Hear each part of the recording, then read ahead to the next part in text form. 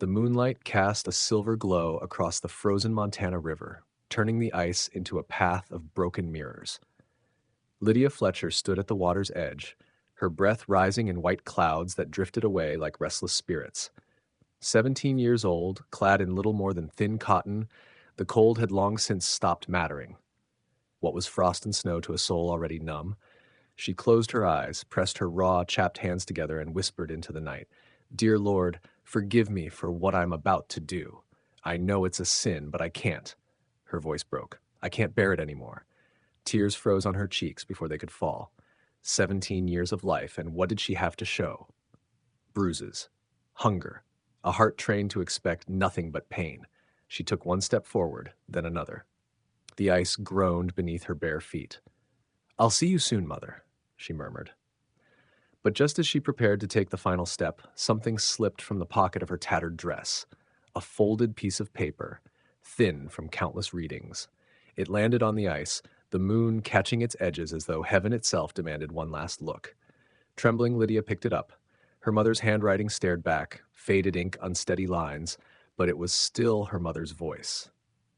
She unfolded it and read, "My dearest Lydia, by the time you read this, I will be gone. The fever takes more of me each day, but even as my body fails, my love for you will not. You are my greatest creation, my most precious gift to this world.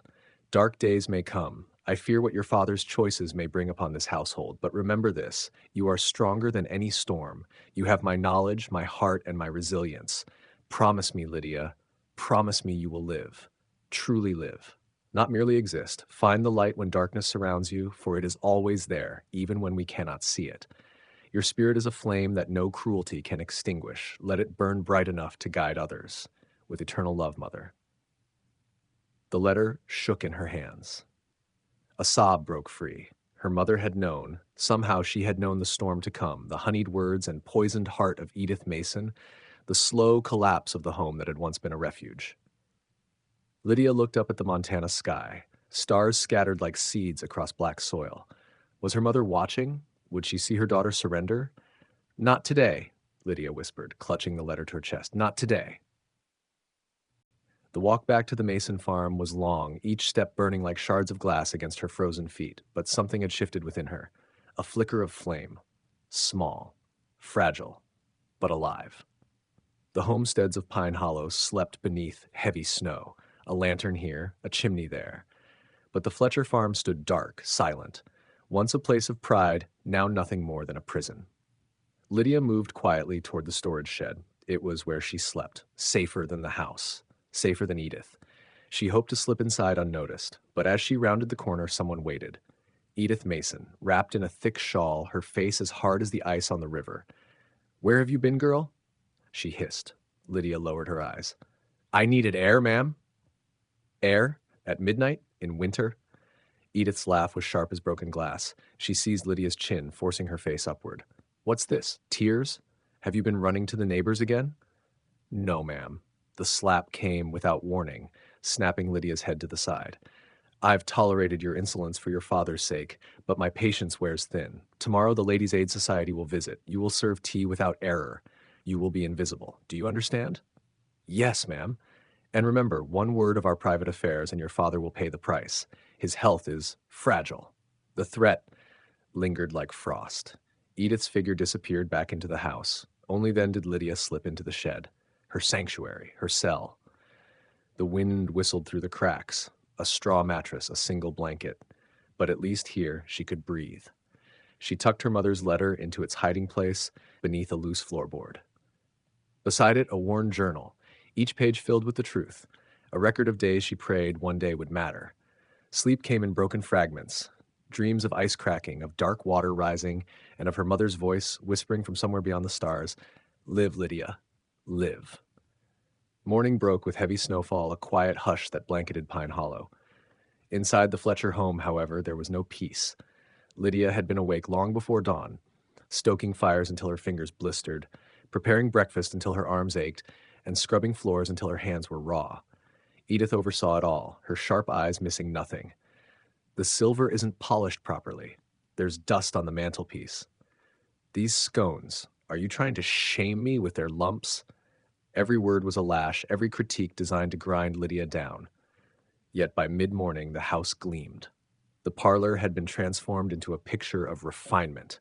Edith's best linens and china sparkled under the lamplight.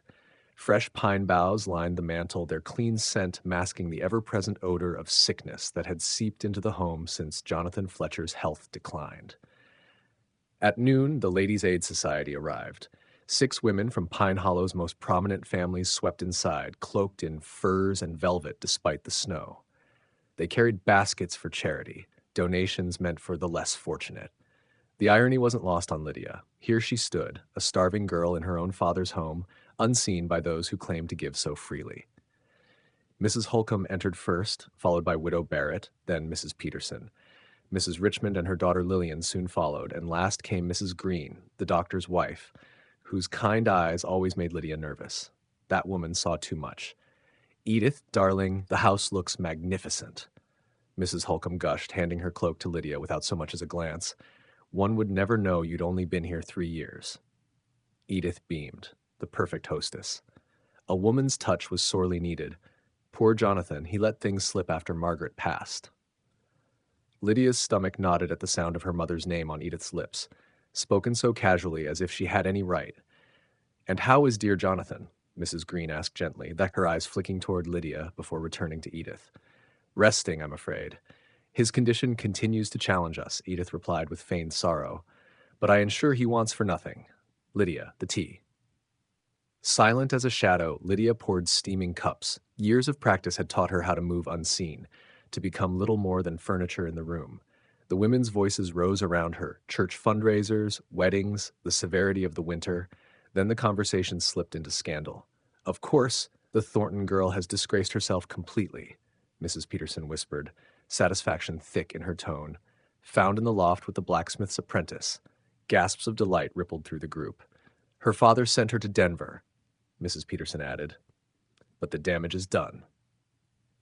Lydia's hands stilled over the teapot. Emma Thornton, the sweet girl who had once shared an apple with Lydia when she hadn't eaten in 2 days, was gone, her life reshaped by other people's judgments. "Speaking of young ladies," Mrs. Green said softly, "Lydia, dear, you've grown so tall. How old are you now?" The room fell silent. Lydia froze, teapot in hand. Direct questions were dangerous. "She's 17, Edith cut in smoothly, voice light but eyes sharp. "Though she acts like a child half the time. Lydia, Mrs. Richmond's cup is empty." Lydia moved to pour. Lillian Richmond shifted suddenly and bumped her elbow. Hot tea splashed across the silk of Mrs. Richmond's dress. "You clumsy, stupid girl!" Mrs. Richmond shrieked, springing to her feet. I'm so sorry," Lydia stammered, reaching for a napkin, but Edith was already there, gliding in with soft words and a damp cloth. "My deepest apologies, Meredith. Lydia, fetch towels at once." Her tone was calm, but her eyes burned with a private fury. Lydia fled the room, heart hammering. When she returned, the crisis had been smoothed over. Edith had spun the accident into a tale of sympathy. "Poor child," she cooed. "Margaret's passing left her different, dreamy, distracted." The ladies tutted in pity, but Mrs. Green's gaze lingered on Lydia. She saw the tremor in Lydia's hands, the hollowness of her cheeks. "Perhaps she might assist me at the spring charity clinic," Mrs. Green suggested. "Samuel says we need extra hands. It would be good experience for a girl her age." Edith's smile tightened. "How thoughtful. But Lydia is needed here. Jonathan's condition requires constant attention, and the household must run smoothly." "Of course," Mrs. Green agreed, though her eyes told another story. The gathering dispersed without further incident, but Lydia felt the pressure of Edith's fury simmering beneath that flawless mask. When the last guest's carriage rolled away and Mrs. Green's concerned glance vanished through the closing door, Edith's surface cracked. Her voice was ice as she led Lydia up the narrow stairs. Lydia followed like a shadow, limbs trembling with dread. The chamber that had once been her parents' now sat empty. Jonathan slept in a small room off the kitchen, where Edith could tend him more easily. Edith shut the door with the finality of a judge's gavel. "You embarrass me deliberately," she snapped. "No, ma'am," Lydia answered, voice small. "It was an accident. Lillian bumped me." Silence. Then Edith's hands struck harder than before. "Always excuses," Edith hissed. "Always some story that paints you the victim." "I'm sorry." Lydia whispered, the only reply she had been trained to give. Sorry doesn't clean tea from silk. Edith paced, her skirts whispered angrily over the floor. Mrs. Green is getting far too interested in you. What have you told her? Nothing, I swear. Lydia's throat tightened. Edith's eyes searched for lies as if she could make them show. Your father's condition worsens. The doctor calls it a mystery ailment. Strange, isn't it? Edith's voice dropped to a dangerous softness. If you value the comforts he has left, you will remember your place. Edith moved to the window and stared out at the falling snow. Get out. I can't bear the sight of you, and don't expect dinner tonight. Lydia retreated and closed the door behind her. She paused at the kitchen threshold, then pushed open the thin door to her father's room. Jonathan Fletcher lay shrunken in the narrow bed, the robust man who once lifted her onto his shoulders reduced to skin and parched breath. When his eyes opened, they were cloudy but briefly focused on her. Margaret, he murmured. No, father. It's Lydia, she said, taking his trembling hand. He frowned, searching. My daughter? Yes. His gaze drifted to the ceiling. I don't feel well. I can't remember things clearly. I know, Lydia said, squeezing his hand. Rest now. He says Edith gives him more medicine, he added in a thin voice. It tastes bitter. A chill slid down Lydia's spine that had nothing to do with the draft. What color is it, father? Dark, he said, like strong tea. He coughed. The sound rattled. Where's your mother, child? I need to speak with her. She's gone, father. 3 years now. Jonathan's face crumpled as memory blurred and returned. My Margaret, I miss her. His words were a raw echo that made Lydia ache. Footsteps in the hall sent her scrambling to her feet. I must go. I'll come again tomorrow. She slipped out just as Edith rounded the corner with a bundle of freshly laundered linens, eyes narrowed like knives. What were you doing in there? Edith demanded. Checking if father needed anything, Lydia said. It's my concern, ma'am. Edith shoved past her into the room. Finish your chores, she ordered flatly. The rest of the day dissolved into a blur, endless work on an empty stomach. By evening the wind rose, driving sleet and snow across the fields in sharp, stinging sheets. Lydia huddled in the shed, pulling her threadbare blanket tight and writing by the guttering light of a stolen candle stub. January 15th, 1882. Father mentioned the medicine again today, dark liquid, bitter. His mind slips more each week. I fear Edith is poisoning him slowly. I have no proof, and who would believe me over her? Mrs. Green seemed concerned. Perhaps she suspects, but what can she do alone? The ladies' aid meeting ended poorly. I spilled tea on Mrs. Richmond's dress. It was an accident, truly. No dinner tonight as punishment. Last night I nearly ended everything. I went to the river to step onto the ice. Mother's letter stopped me. She told me to find the light when darkness surrounds me. But where is that light? There is only cold and hunger and fear. A gust of wind rattled the shed door and snuffed the candle. Snow whirled on the dirt floor. Lydia lunged to close it, and Edith stood framed in the doorway, mask in the moonlight, terrible and composed.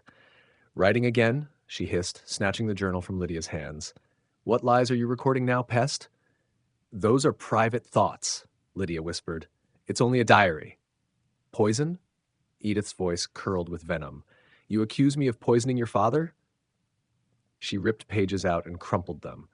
Ungrateful wretch. It's just a diary, thoughts, Lydia pleaded. Dangerous thoughts, Edith said, seizing her arm. Before Lydia could steady herself, she was dragged into the howling night. I've tolerated you for your father's sake, Edith snarled as they crossed the yard. No more. You are a burden and a threat. Run to the neighbors with your tales. See who takes in a girl known for flights of fancy and falsehoods. Please, Lydia begged, the cold biting through her thin dress. It's freezing. You should have thought of that before recording your slanders. Edith flung the crumpled pages into the snow. If you return, I'll burn every last page of your precious writings, and then I'll tell your father you abandoned him, just as you abandoned your mother when she was dying. The lie landed harder than any blow. I never abandoned Mother. I stayed with her until, Lydia began, but Edith shoved her toward the gate and slammed it shut with a final unforgiving clang. Don't come back. Lydia stood in the swirling snow as Edith strode back to the warmth of the house. The wind cut through her thin dress. Her bare feet had already gone numb. To stay was certain death. To go? What then? Where could she go? Mrs. Green might help, but her home lay 5 miles away. Lydia would never survive that distance in this storm. The Thornton farm was closer, but with Emma gone and Mr. Thornton's dislike of Charity, she would find no welcome there. Turning her back on the house, Lydia followed the fence line away from the road. Her mother had once spoken of a hunting cabin somewhere beyond the property. If she could find it, perhaps she could last the night. The snow deepened as she entered the woods. Brambles tore her dress, stones cut her bleeding feet. The wind howled through the pines, drowning every sound except her own ragged breathing. Hours seemed to pass. Her strength waned. Each step became a battle against the body's growing desire to lie down and let the cold finish its work. "Keep going," she whispered through chattering teeth. "Find the light." But there was no light, only black and white, snow and trees, the world closing in. Then, a glow. Faint, flickering through the trees. Surely, a cruel hallucination. Yet as she stumbled forward, the glow strengthened. Not a cabin. A house, a homestead, tucked in a sheltered hollow she didn't recognize. Smoke curled from the chimney. A lantern hung by the door. Warmth, safety, life. Her vision blurred, her knees buckled. Lydia collapsed into the snow, her last conscious thought a prayer, not for salvation, but for mercy, that whoever found her would be kind. Darkness claimed her. Warmth came first, then pain. Sharp and searing, as sensation clawed back into her limbs, Lydia moaned, trying to escape the fire burning in her frozen skin. "Easy now," a deep voice broke through. "You're safe, but you need to stay still." She forced her eyes open. A man knelt beside her, tall, broad-shouldered, his beard flecked with gray, his storm-gray eyes filled with concern. "Where?" Her voice cracked. "Sullivan Farm," he said, dipping a cloth in water and pressing it gently to her forehead. "I'm Owen Sullivan, found you half buried in snow near my fence line." Lydia tried to sit up. Her body refused. "Don't." His tone was firm. "You've frostbite on your feet and hands. Dr. Green is on his way." "Doctor." Panic surged. If Dr. Green came, Edith would know where she was. "No, please, I can't." "You can," Owen said, voice unyielding though his eyes were kind. "You nearly died out there. What's your name?" She hesitated. Truth meant danger. Silence meant mistrust. "I won't hurt you," he said softly, reading her fear. "Whatever drove you into that storm, you're safe here." "Lydia." Her voice was a whisper. "Lydia Fletcher." Recognition flickered across his face, quickly masked. "Jonathan Fletcher's daughter?" She nodded weakly. "That's nearly 3 miles, barefoot in a blizzard." Before she could answer, the door banged open. Cold air rushed in along with 3 children, cheeks flushed, arms full of firewood. "Papa, the barn door needs—" The eldest, a girl of 9, froze when she saw Lydia. "Oh, she's awake!" A boy of 7 frowned, suspicious. A little girl of 5 darted forward, wide-eyed. "Is she gonna die?" "Lucy," her sister hissed. "No, Lucy?" Owen's sternness softened. "She's not gonna die, but she needs rest and quiet." "These are Hannah, Ethan, and Lucy, my children." Lydia managed a faint smile. "Hello." "You were blue when Papa carried you in," Hannah said, placing her wood by the hearth. "I've never seen anyone that color before." "Hannah," Owen warned, but Lydia whispered back with a weak smile, "I've never been that color before either." Ethan lingered at the door, frowning. "Where'd she come from?" "Miss Fletcher was caught in the storm," Owen said, deliberately vague. "She'll stay until she recovers." "Miss Fletcher?" Lucy tugged forward. "Like in a storybook. Are you a princess?" Despite everything, a laugh escaped Lydia's cracked lips. "No, just a girl like you." Lucy beamed. "No, I'm going to be an explorer when I grow up, or maybe a doctor or a horse trainer. I haven't decided yet." "Lucy, enough." Owen's voice was gentle. "Hannah, make some broth. Ethan, build up the fire. Lucy, help your sister." When they were gone, Owen's expression grew grave. "Now, truth time. What were you doing out in that storm, dressed in nothing but a cotton dress? And don't tell me you were just taking a walk." Lydia looked away. "My stepmother and I disagreed. She put you out in this weather." Calm voice, but beneath it, rage. "It's not the first time, just the worst storm." His jaw worked, anger barely leashed. "At last, you're here now. You'll stay until you're healed. After that, we'll figure something out." A knock broke the moment. Owen rose, admitted a snow-dusted Dr. Green. "Nasty night to be out, Owen," the doctor said, stamping snow from his boots. "Where's the patient?" Owen led him to the cot. Dr. Green's eyes widened. "Shock. Lydia Fletcher. Good Lord, child." He knelt beside her, fingers at her wrist, brows tight with concern. "I saw you just this morning at your father's house. What's happened?" Lydia's breath caught. She glanced at Owen. She was put out. Owen said quietly. Found her collapsed near my fence line. Dr. Green's expression darkened. His voice dropped, full of gravity. Put out? By whom? Surely not Jonathan. My stepmother, Lydia whispered. After the ladies' aid meeting, she found my journal. She was angry about what I'd written. And what was that? Dr. Green asked gently, lifting her hands, turning them over, examining her raw, reddened fingers. That father is getting worse, not better. That his medicine might be. Her voice faltered, fear strangling the words. Dr. Green's hands stilled. I see. He glanced at Owen. Something unspoken passed between them before he said briskly, Let's focus on you for now. These feet need tending, and you're suffering from exposure. For the next hour, Dr. Green worked, binding frostbitten hands and feet, coaxing warmth back into frozen limbs. He gave her a bitter draught to fight the fever creeping in. Owen remained nearby, sending the children to bed but never leaving his watch, as though if he looked away, Lydia might vanish like a wisp of smoke. At last, the doctor packed his bag, drew Owen aside. Lydia strained to hear. I've had concerns about Jonathan for months, Dr. Green murmured. His symptoms don't align with any natural illness I know. You think the girl's suspicions hold weight? Owen asked, voice taut with worry. I can't prove anything. Edith controls his food, his medicine. She bars me from examining him alone. But yes, I've wondered. He sighed heavily. The authorities won't act without evidence, and Edith Mason has a spotless reputation in this town. So we do nothing? Owen pressed. For now, we ensure this child recovers. Dr. Green's voice firmed. We watch. We document, and if there's a case to be made, we'll build it. The men shook hands. Then Dr. Green turned back to Lydia. Rest, young lady. That's an order. I'll return tomorrow. When he left, Owen brought over a steaming bowl of broth. He propped Lydia with pillows. Can you manage? He asked, spoon in hand. Yes, thank you. Her bandaged hands fumbled, but she refused helplessness. Owen sat near, silent, watching her with quiet gravity. The air between them heavy, not with discomfort, but with questions unasked. At last, Lydia broke it. Why are you helping me? Owen blinked, almost startled. Would you rather I'd left you to freeze? No, but you don't know me. I could be lying about everything. Are you? His eyes held hers. No. He nodded once, as though her answer confirmed what he'd already decided. I believe you. But why? Her voice carried both suspicion and yearning. Owen hesitated, then drew a folded paper from his pocket. This fell from your dress when I carried you in. Her mother's letter. Lydia's heart clenched. Did you read it? Yes. Regret softened his expression. I needed to know who you were, whether you had family to contact. Lydia dropped her gaze, appetite gone. And now you pity me. No. His voice was firm, pulling her eyes back to his. I respect you. It takes courage to choose life when death seems easier. Heat rose to her cheeks. How much had he guessed about her midnight walk to the river?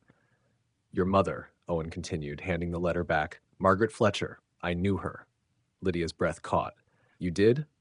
4 years ago, during the diphtheria outbreak. My wife, Caroline, and I both fell ill. The doctor was overwhelmed. Too many sick, too little medicine. Your mother came to our farm with remedies she'd prepared. She stayed nights tending us. His voice roughened. She saved my life. Caroline was too far gone. But I survived because of Margaret Fletcher's compassion. That sounds like her, Lydia whispered, hungry for the memory of the woman she had lost too soon. So this is repayment, she said quietly. A debt to my mother. No. Owen's storm-gray eyes held hers steady. This is recognizing that the daughter of such a woman deserves better than to die in the snow because of cruelty. This is doing what's right, nothing more, nothing less. Something in his tone, unwavering, solid, broke through Lydia's frozen spirit. Hope stirred, fragile but alive. Perhaps there were still good people in the world. Thank you, she breathed. Owen nodded once, rose and banked the fire. Rest now. Tomorrow will bring its own challenges. Clutching her mother's letter, Lydia heard the words echo in her mind. Find the light when darkness surrounds you. Perhaps this was the light, not a lantern, not the sun, but the light of unexpected kindness. For the first time in years, Lydia drifted to sleep without fear. Morning brought pale sunlight, and with it, cheerful chaos, laughter, the smell of bacon frying. For a moment, Lydia thought she must still be dreaming. Lucy found her awake first, bounding onto the sofa. You're alive. Papa said you would be. But you slept so long, I thought maybe you'd turned into sleeping beauty. Lucy, leave her be. Hannah scolded from the kitchen doorway, spoon in hand. Papa said not to bother her. I'm not bothering, I'm welcoming, Lucy declared. Still, she slid down, though her bright eyes lingered on Lydia. Are your feet still attached? Ethan asked bluntly. Sometimes people lose toes in the snow. Ethan, Hannah gasped, horrified, but Lydia smiled. As far as I know, all my toes are still there, just sore. Good, Lucy nodded gravely. You need toes for dancing and walking and lots of things. She skipped away, her chatter trailing. Hannah approached, looking apologetic. Sorry about her. She doesn't have a filter between her brain and her mouth. It's all right, Lydia said softly. She's refreshing.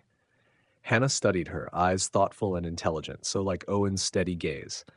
Papa says you're staying until you're better. Are you very sick? Just cold and tired, Lydia assured her, and my feet need time to heal. Hannah nodded, seemingly satisfied. I made breakfast. Can you eat at the table, or should I bring you a tray? Lydia considered her bandaged feet. I think I can make it to the table, with help. I'll get Papa. He's in the barn with Ethan. Left alone, Lydia took stock of her surroundings. The Sullivan home was modest but well kept, the main room serving as both parlor and dining area. A large stone fireplace dominated one wall, sturdy wooden furniture filled the space, and shelves lined with books and small treasures gave the room character. What struck her most, though, was the feeling of it: warmth, life, belonging. This was a home, not a showpiece like Edith had made of the Fletcher farmhouse. The door opened, ushering in a gust of cold air and Owen Sullivan. Snow dusted his coat, and frost clung to the edges of his beard. He removed his hat when he saw her awake. Good morning. Hannah says you're well enough to join us at the table. Yes, if it's not too much trouble. No trouble. He crossed to her side and offered his arm. Lean on me. Dr. Green says those feet need a few days yet. Lydia slipped her hand into the crook of his arm, surprised by the strength and steadiness she felt there. When she stood, pain shot through her feet, forcing a gasp. Easy, Owen said, supporting more of her weight. Small steps. Together they made their way to the table. Hannah was setting out plates while Lucy arranged forks with great concentration. Ethan entered carrying an armload of firewood, his expression wary as his eyes landed on Lydia. Wash up, son, Owen instructed. Breakfast is ready. As they gathered around the table, Lydia felt suddenly self-conscious. She was an intruder in this family ritual, an outsider in their circle. But Owen simply passed her a plate of bacon and eggs as though her presence belonged. We say grace in this house, he told her, not unkindly. Would you like to lead, or shall I? You please, Lydia whispered, touched by the invitation. Owen bowed his head, and his children followed suit. Lord, we thank you for this food and for the hands that prepared it. We thank you for shelter from the storm and for bringing Miss Fletcher safely to our door. Guide us in the days ahead. Amen. Amen, the children echoed. To her own surprise, Lydia found herself joining them. The meal unfolded in a hum of family chatter. Lucy dominated the conversation, leaping from topic to topic with dizzying speed. Hannah reined her in with sisterly patience. Ethan spoke little, focused on his food, though Lydia caught him studying her when he thought she wasn't looking. After breakfast, Owen pushed back his chair. I need to check the north fence line. Ethan, you'll come with me. Hannah, your lessons this morning, then help Lucy with hers. Miss Fletcher needs rest, so let's not disturb her too much. Can I show her my drawing book? Lucy asked eagerly. Owen looked to Lydia, who smiled. That would be nice. Very well. But remember, she's recovering. No bouncing on furniture or loud stories. I'll be good, Lucy promised solemnly, though her eyes sparkled with mischief. After breakfast, Owen helped Lydia back to the sofa, tucking pillows behind her and making sure she was comfortable before he donned his coat. He lowered his voice as he straightened the collar. If you need anything, Hannah knows where everything is. Dr. Green should stop by around midday. He hesitated. No one from town knows you're here yet, aside from the doctor. I thought it best until we could assess things. Lydia nodded, grateful for his discretion. Thank you. A hint of a smile softened his normally stern features. Rest, that's an order. When Owen and Ethan left, the house settled into a quieter rhythm. Hannah sat at the table with books and papers, occasionally helping Lucy with spelling or sums. Lydia watched them, remembering how her mother had taught her in the same patient, piece-by-piece way. The memory warmed her more than the fire. Miss Fletcher? Lucy approached, clutching a well-worn sketchbook. Would you like to see my drawings? I'd love to. Lucy settled beside her and opened the book to reveal charcoal sketches, rough, energetic horses, fanciful beasts with wings and horns. They were crude but full of life. These are wonderful, Lydia said sincerely. Lucy beamed. Papa got me the book for Christmas. Hannah helps with the hard parts, hands and faces. You have talent, Lydia told her. Lucy cocked her head. What's that? A special gift, something you're naturally good at. The question that followed caught Lydia off guard. What's your talent, Miss Fletcher? Edith's voice had spent 3 years convincing her she was worthless. The question felt like a test. I know plants, she said slowly. Herbs, which ones heal and which harm? Like a witch, Lucy's eyes lit with delight rather than fear. Not a witch, Lydia said gently. My mother was a healer. She taught me. Could you teach me? Lucy asked eagerly. Perhaps when spring comes and things grow again. Lucy nodded, satisfied, and flipped to a blank page. I'm going to draw you, but don't look until I'm finished. Lucy's charcoal scratched softly. The warmth of the fire, the steady breathing of people who cared for her, and the gentle sound of the child's drawing tugged at Lydia's exhausted body. She drifted toward sleep to the sound of Hannah correcting Lucy's spelling and the small domestic chorus of a home at peace. A polite knock startled her awake. Hannah moved to answer it. Lucy hid behind her skirts. Dr. Green, Hannah called, opening the door wider. The doctor stamped snow from his boots. Good afternoon, Hannah. Lucy, how's our patient today? Sleeping a lot, Lucy announced, but all her toes are still attached. Dr. Green chuckled as he crossed to Lydia. Good to hear. How are you feeling, my dear? Better, Lydia answered honestly. Still sore, but warmer. All right, let's look at those feet. As he unwrapped her bandages, Dr. Green spoke quietly. I visited your father this morning. Lydia tensed. How is he? Confused. Weaker. The doctor's hands were gentle, his face sober. Edith told me you'd run away. Said you'd been planning it for weeks. Hot anger flared in Lydia. That's a lie. I would never abandon him. I know. Dr. Green finished the dressing and rewrapped her feet with fresh bandages. You've escaped serious frostbite. Another hour out there and you might have lost toes, or worse. No, I didn't tell her where you were. I only said you were safe and being cared for. She wants me gone, Lydia whispered. Has for years. The doctor's kind face hardened with concern. I've had suspicions about your home for some time. Mrs. Green as well. We should have acted sooner. The authorities won't move without evidence, and Edith Mason has a spotless reputation. For now, we ensure you recover. Doctor's orders? You stay here until those feet heal. Then we'll decide next steps. When Dr. Green left, Owen returned with Ethan, cheeks ruddy from the cold. Fence is secure, he announced, shrugging off his coat. No storm damage. Dr. Green stopped by, Lydia said, offering what small news she had. He says your feet are healing well. Owen moved to the fire to warm his hands. Ethan disappeared to help Hannah prepare dinner, still awkward and silent around their guest. Owen settled into the chair opposite her.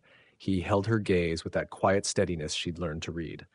The doctor told me about your father, said Edith's telling people you ran away. So she is.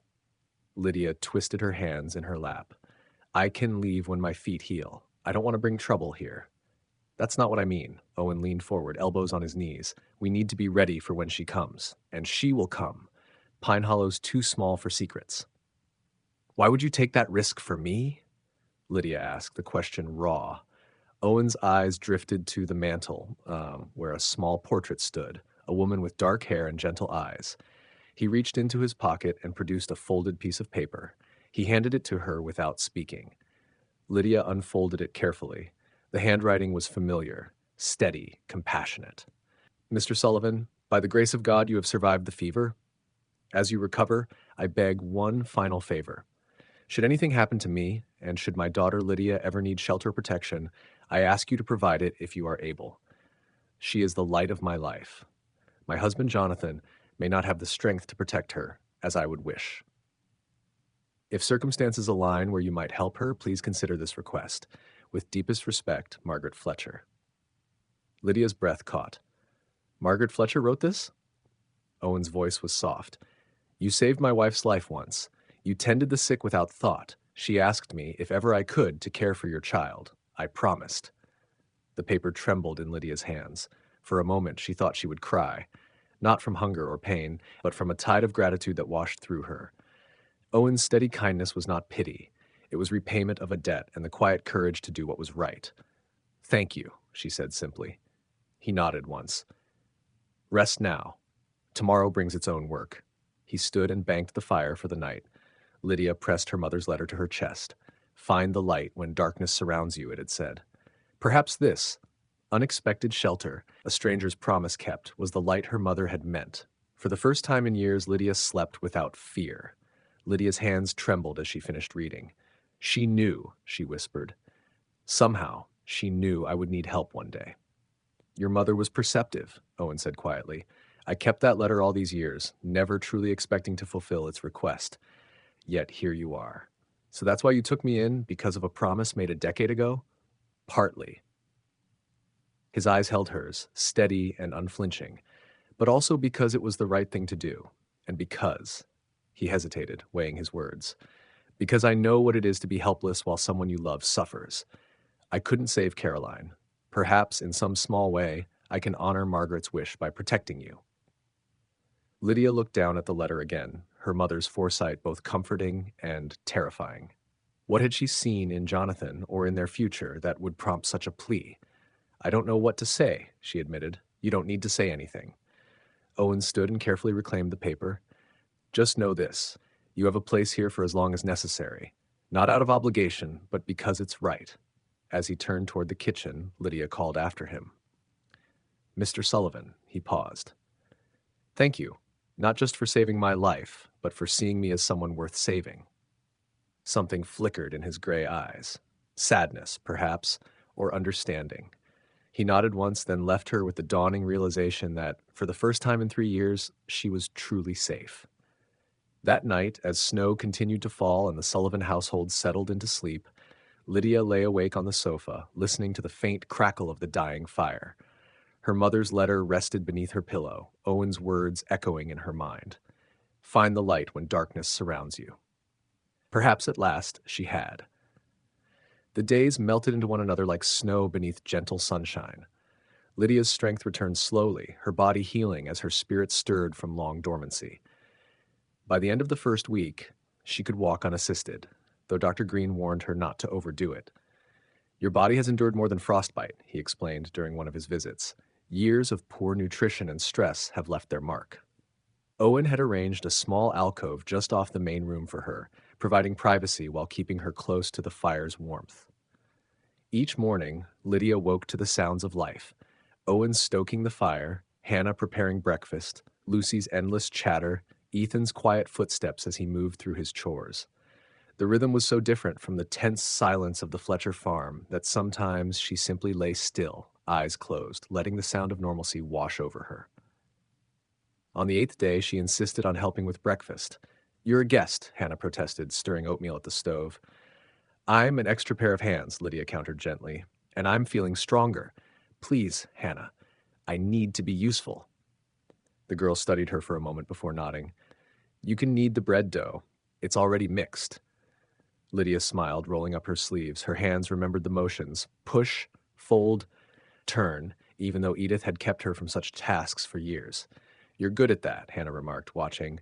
"My mother taught me when I was younger than Lucy," Lydia said. "She said bread was sacred. Simple ingredients transformed by patience and care." Hannah's expression softened. "My mother died when Lucy was born. I don't remember much about her cooking." "I'm sorry," Lydia said, pausing her work. "It's hard to lose a mother. Papa says she was beautiful and kind, but sometimes I think he only says that because that's what fathers are supposed to say."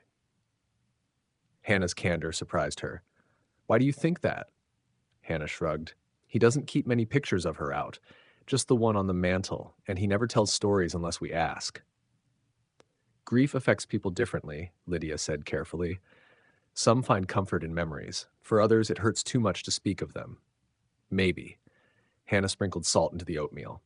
"Did your father talk about your mother after she died?" "At first, yes, all the time. But then Edith came and the stories stopped."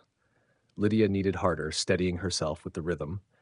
"Was it quick between your mother's death and his remarriage?" 6 months. Lydia shaped the dough into a loaf, remembering the whirlwind. Edith came to town as a widow seeking a new start. She was charming, beautiful. She seemed so interested in father's work and in me. But after the wedding, her throat tightened. She changed, or perhaps she simply stopped pretending. Hannah was quiet for a long moment. Papa hasn't remarried. It's been 5 years. Some people never do. She hesitated. Do you think he's lonely? The question struck Lydia unexpectedly. She glanced out the window where Owen was splitting wood with powerful, steady strokes. I think, she said softly, that loneliness comes in many forms. You can be surrounded by people and still feel it. Hannah nodded, wisdom beyond her years in her solemn eyes. Like you were before you came here. Lydia didn't answer, but she didn't need to. The understanding between them was complete. After breakfast, Owen laid out his plans. I need to ride into town for supplies. We'll be gone most of the day. At the mention of town, Lydia felt a flicker of unease. Town meant Edith, and the risk of being seen. Don't worry, Owen said, reading her expression. We'll be discreet. No one will know our business. Ethan pulled on his coat, still keeping his distance from her, though Lydia noticed the way his eyes lingered when he thought she wasn't looking. Hannah, mind the house, Owen instructed. Lucy, behave. I always behave, Lucy protested, her tone so earnest that Owen's lips twitched with a hidden smile. Miss Fletcher, Owen continued, Dr. Green says you're fit for light activity. If you're willing, Hannah could use help with her lessons. I'd be glad to, Lydia said warmly. Once the men departed, the house settled into a peaceful rhythm. Hannah proved to have a sharp mind, especially with numbers, while Lucy, though often distracted, displayed a natural gift for storytelling. You're a good teacher, Hannah remarked after solving a particularly difficult problem. Thank you. I enjoy it. Lydia hesitated, then added, My mother was supposed to be Pine Hollow's schoolteacher before she married my father. She taught me at home instead. Is that why you know so much? Lydia laughed softly. I don't know so much, but yes, she believed girls should be educated just as thoroughly as boys. Lucy, who had been coloring, piped up without looking away from her page. Papa says the same. He even makes Ethan help with cooking sometimes, even though Ethan says it's women's work. Then your father is a wise man, Lydia said. He is, Lucy agreed proudly. He knows everything, except dresses and hair ribbons. Hannah rolled her eyes, though affection softened the gesture. He tries with those, too. By afternoon, Lydia was side by side with Hannah in the kitchen, preparing a hearty stew from the last of their winter vegetables. The steady, companionable work soothed something in her that had long been restless. This was what a home should feel like, warm, cooperative, stitched together by small acts of care. Hannah? She asked gently as she chopped. Would you mind if I looked at your mother's herb garden? Hannah blinked, surprised. How did you know? Your father mentioned she kept one. My mother was a healer, Lydia explained. I wondered if yours was too. Gardens sometimes hold echoes, even in winter. It's behind the house, Hannah answered slowly, but there's nothing there now, just snow and old stalks. Still, I'd like to see it. Sometimes plants leave signs of what they once were. Hannah shrugged. If you want, but wear a heavy coat. Papa would be upset if you got sick again. Bundled in a borrowed coat and scarf, Lydia stepped out into the cold and made her way to the fenced plot behind the house. As Hannah had said, most of it lay buried under snow, but traces of care still showed. Dried stalks of lavender poked stubbornly through the drifts, and the weathered frame of a trellis hinted at climbing roses, or perhaps beans. Kneeling, Lydia brushed away the snow, revealing the frozen earth beneath. Even dormant, a garden spoke of its keeper.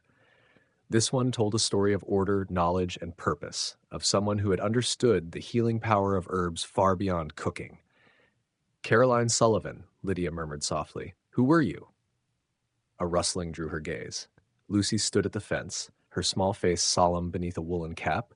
Mama planted those, she said, pointing toward the lavender. Hannah told me. They're purple flowers that smell nice.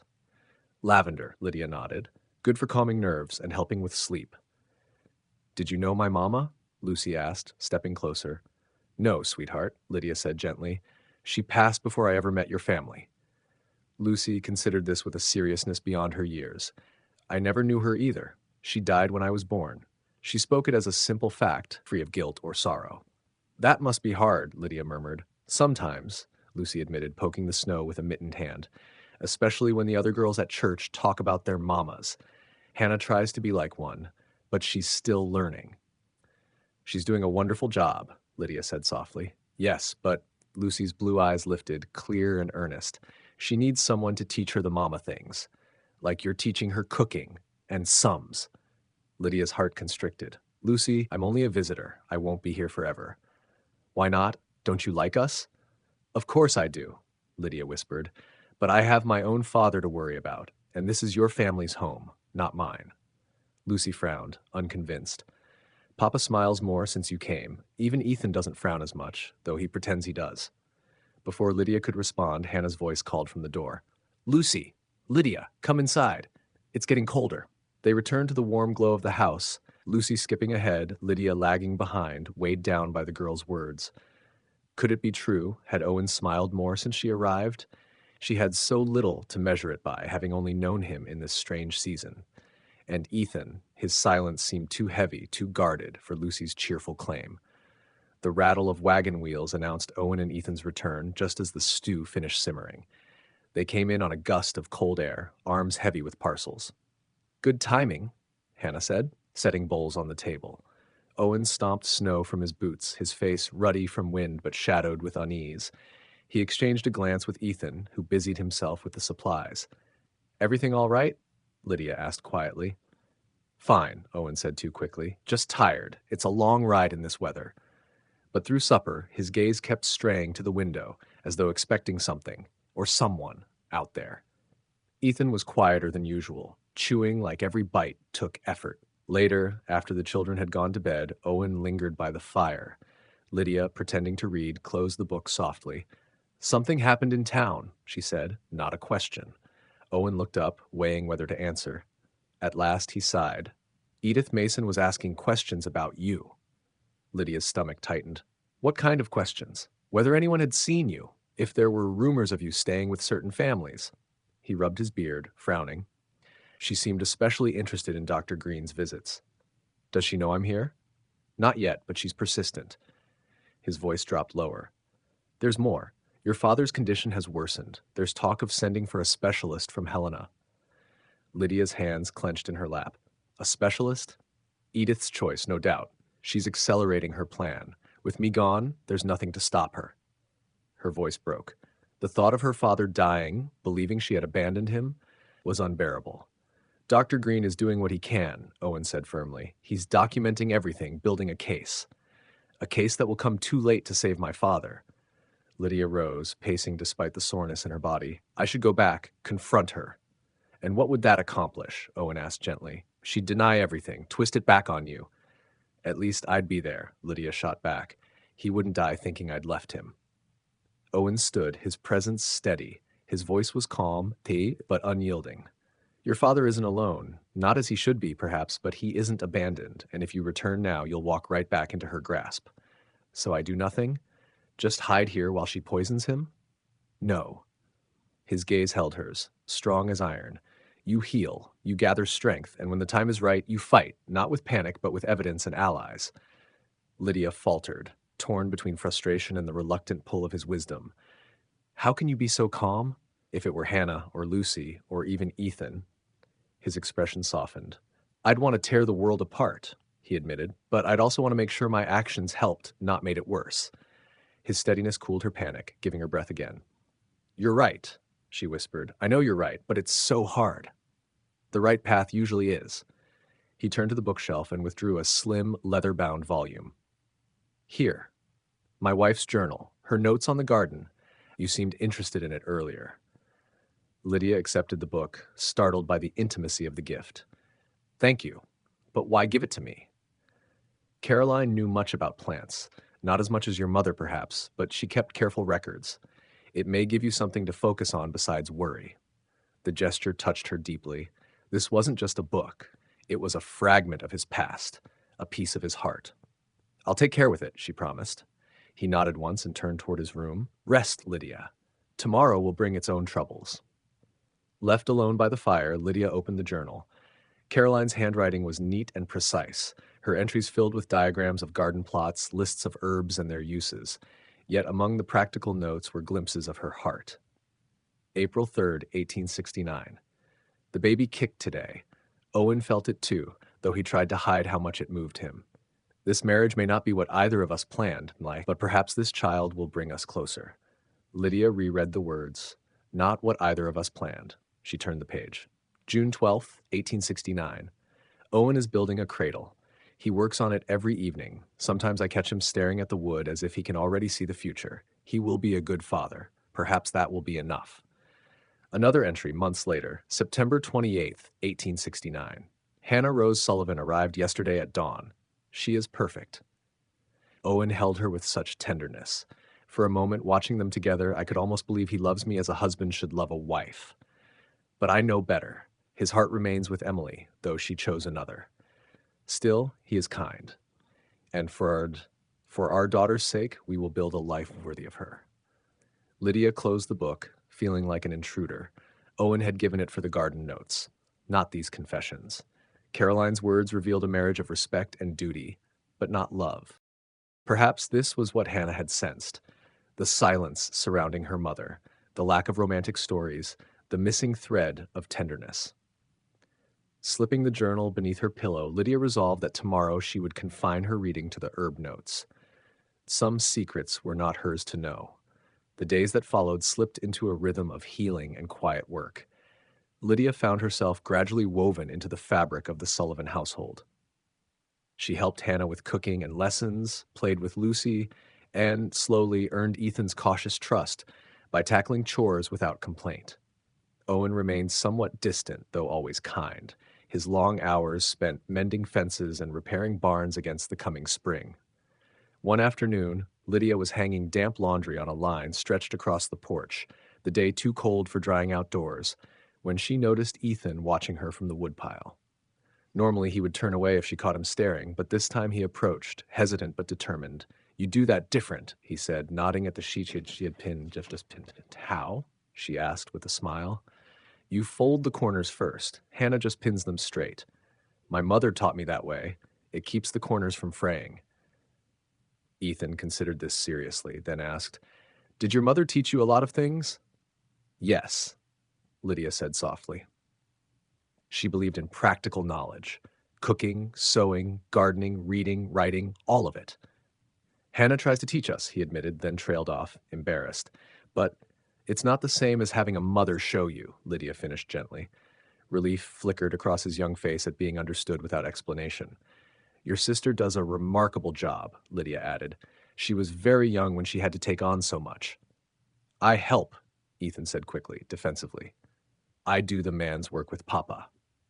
"I've noticed," Lydia said warmly. "You're very capable." His chest puffed slightly at the praise. "Papa says I'm nearly as strong as he was at my age." "I believe it." Lydia reached for another sheet. "Would you like to learn this folding method? You could show Hannah later." Ethan hesitated, curiosity wrestling with his guarded reserve. At last, curiosity won. All right. For several minutes they worked side by side, and Lydia was pleased to see how quickly he mastered the technique. His serious face softened, his shoulders loosening as they built the fragile beginnings of trust between them. "Miss Fletcher," he asked as they carried the empty basket back inside, "are you going to stay?" "Lucy says you are. Hannah says probably not." The question startled her with its directness. "I don't know, Ethan. My father is still in Pine Hollow. He's very ill." "Because of your stepmother." Her eyes widened. "I heard Papa talking to Dr. Green," he explained simply. "That's part of it, yes." Ethan nodded solemnly. "If someone was hurting my pa, I'd want to stop them, too." The straightforward loyalty in his words pierced Lydia's heart. "That's very understanding of you." He shrugged, suddenly self-conscious. "Papa says we should judge people by their actions, not rumors. You work hard, and you made Hannah smile yesterday when you fixed her hair." Before Lydia could answer, the thunder of hoofbeats echoed across the yard. Owen emerged from the barn at once, posture sharp, his voice cutting through the air. "Inside, both of you." Ethan grabbed the basket and Lydia followed, her pulse quickening. From the window she watched as a lone rider approached. Bundled in his black coat, stark against the white landscape, Reverend Henry Porter appeared in the yard. Relief flickered across Owen's face as he strode forward to greet the visitor. The two men spoke briefly in low tones before heading toward the house. "Hannah," Lydia called softly, peering toward the kitchen. "We have a visitor, Henry Porter." The girl emerged, drying her hands on her apron. "On a Tuesday? That's strange." Before Lydia could respond, the door opened and Owen ushered the minister inside. Henry Porter was a tall, spare man with silver hair and eyes far kinder than his stern reputation suggested. Those eyes widened slightly when they fell on Lydia. "Miss Fletcher," he said, removing his hat, "I'm relieved to see you well." "Thank you, sir," Lydia answered cautiously. "Children," Owen said, turning toward the little ones. "Give us a few minutes. Hannah, take Lucy and Ethan to finish their lessons in the bedroom." Once the children were gone, Reverend Porter settled near the fire, accepting the coffee Owen handed him. He wasted no time. "Edith Mason came to see me yesterday," he said after a sip. "She's quite determined to locate you, Miss Fletcher." Lydia tensed. "Did you tell her I was here?" "No. I told her only that I was certain you were safe, and that running away is often the symptom of deeper problems at home." His eyes, shrewd now, rested on her face. "I've had concerns about that household for some time." "What exactly did she say?" Owen asked, standing protectively at Lydia's side. "That her stepdaughter had stolen valuables and fled, that the girl was unstable, prone to wild fabrications, that Jonathan was distraught." The minister's mouth tightened. "She wept quite convincingly the entire time." "And you didn't believe her?" Lydia asked, surprised. "My dear, I've been a minister for 40 years. I've seen genuine grief and manufactured tears. I know the difference." He set down his cup, his voice steady. "More importantly, I've watched Edith Mason in church, the way she presents herself to the congregation versus how she speaks to you when she thinks no one is watching." Hope flickered in Lydia's chest. "Then you know she's not what she seems." "I suspect it," he admitted, "but suspicion isn't proof." He leaned forward, his tone sharpening. "What I need to know is what drove you out into that blizzard. The truth, child." Lydia glanced at Owen, who gave a slight nod of encouragement. She drew a breath and began. She told of the years of cruelty, her father's mysterious decline, the journal Edith had discovered, and the violent rage that followed. Reverend Porter listened in silence, his expression growing graver with every word. When she finished, he sat still for a long moment before speaking. "You believe she's poisoning your father?" "Yes, but I have no evidence, only what I've seen. The medicine she insists he take each night, his symptoms that don't match any natural illness, the way she isolates him from visitors, even Dr. Green." The minister nodded slowly. "Samuel Green has confided similar concerns to me. He's cautious, unwilling to accuse without proof, but deeply troubled nonetheless." "What can be done?" Owen asked. "By all accounts, Jonathan Fletcher is failing quickly." "Legally, very little without evidence. Edith is his wife, his designated caretaker." Porter's sigh was heavy. "But perhaps there are other ways. The church ladies who visit, they notice more than most, and Edith craves her standing in the community. She cares desperately about appearances," Lydia agreed softly. "That's why she never struck me where marks would show." A muscle ticked in Owen's jaw at that revelation, but he said nothing. "Then we use it," the minister said firmly. "I'll arrange more pastoral visits, more women from the Ladies' Aid calling at the house. The more eyes on her, the more carefully she'll be forced to act." "And in the meantime?" Owen asked. "She stays here," Porter answered. He turned to Lydia. "Unless you wish to return, my dear." "No," Lydia said quickly. "But my father, he thinks I abandoned him." "I'll speak with him privately," the minister promised. "I'll let him know you're safe and that you love him, and I'll pray for his recovery, though I fear divine mercy may be our best hope now." After he departed, silence fell heavy in the room. Owen stared into the fire while Lydia's thoughts churned. "He believes me," she whispered at last, wonder lacing her voice. "Reverend Porter truly believes me." "Did you doubt he would?" "I've learned to expect disbelief. Edith is very convincing." Owen's expression darkened. "Evil often is. It clothes itself in righteousness and charm, moving freely among good people." "You sound like you speak from experience," she murmured. He was quiet for a moment, his gaze distant. "I've met people who weren't what they seemed. Learned the hard way to look deeper than pleasant words and smiling faces." Something in his tone made Lydia think of Caroline's journal entries and wonder what stories Owen carried, still locked behind his steady eyes. Had Owen's first marriage taught him that painful lesson? The thought stirred in Lydia's mind, but before she could pursue it, Hannah's voice carried from the bedroom, asking permission to resume dinner preparations. The moment for confidences passed, and soon the household slipped back into its quiet routine. That night, a storm came roaring down from the mountains. Wind battered the windows and moaned around the eaves like some restless spirit. Lydia lay awake, staring into the darkness, her thoughts circling her father, alone in his sick room with only Edith for company. A soft knock startled her. "Yes?" she whispered. The curtain drew back and Lucy appeared, a small shadow clutching her blanket. "I'm scared," she admitted. "The wind sounds like wolves." Lydia's lips curved into a tender smile. She lifted her covers. "Come here." The child scrambled in beside her, a warm bundle of trust. "Hannah says it's silly to be afraid of storms," Lucy murmured. "It's not silly at all. Storms are powerful things. Papa says they're just God's way of clearing out the old to make room for new growth. That's a wise way to see it." Lucy nestled closer. "Will you tell me a story? Mama used to tell Hannah stories during storms." Lydia hesitated. "How do you know that? You were a baby when she died." "Hannah told me she remembers some things." Lydia smoothed the child's tangled hair.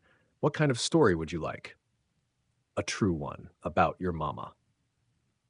The request caught Lydia off guard, but as the wind howled and rattled the shutters, she felt a pull to share the memories she carried, like hidden treasures. "My mother loved thunderstorms," she began softly.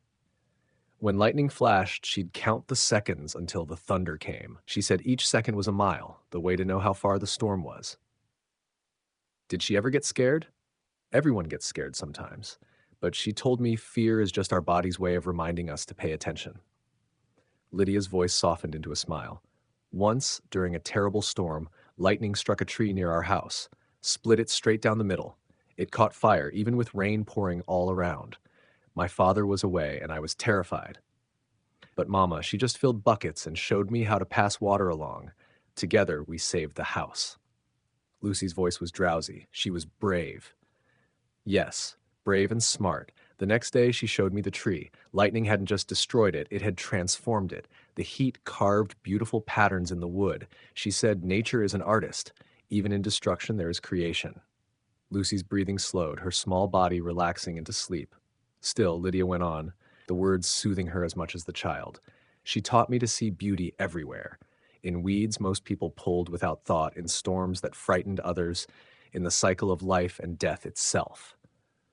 Lydia's throat tightened. "She would have loved you, Lucy. Your curiosity. Your big heart." Half asleep, Lucy mumbled, "Love you too." The simple, unconscious words pierced Lydia's heart. This child, who had known her scarcely 2 weeks, offered love as freely as breathing. The Sullivans had taken her in, fed her, protected her, not from duty, but from genuine kindness. They had shown her what family could be, what it should be. But when her father recovered, when Edith's schemes were undone, what then? The question lingered as sleep finally claimed her, Lucy's steady breathing a lullaby against the storm's fading roar.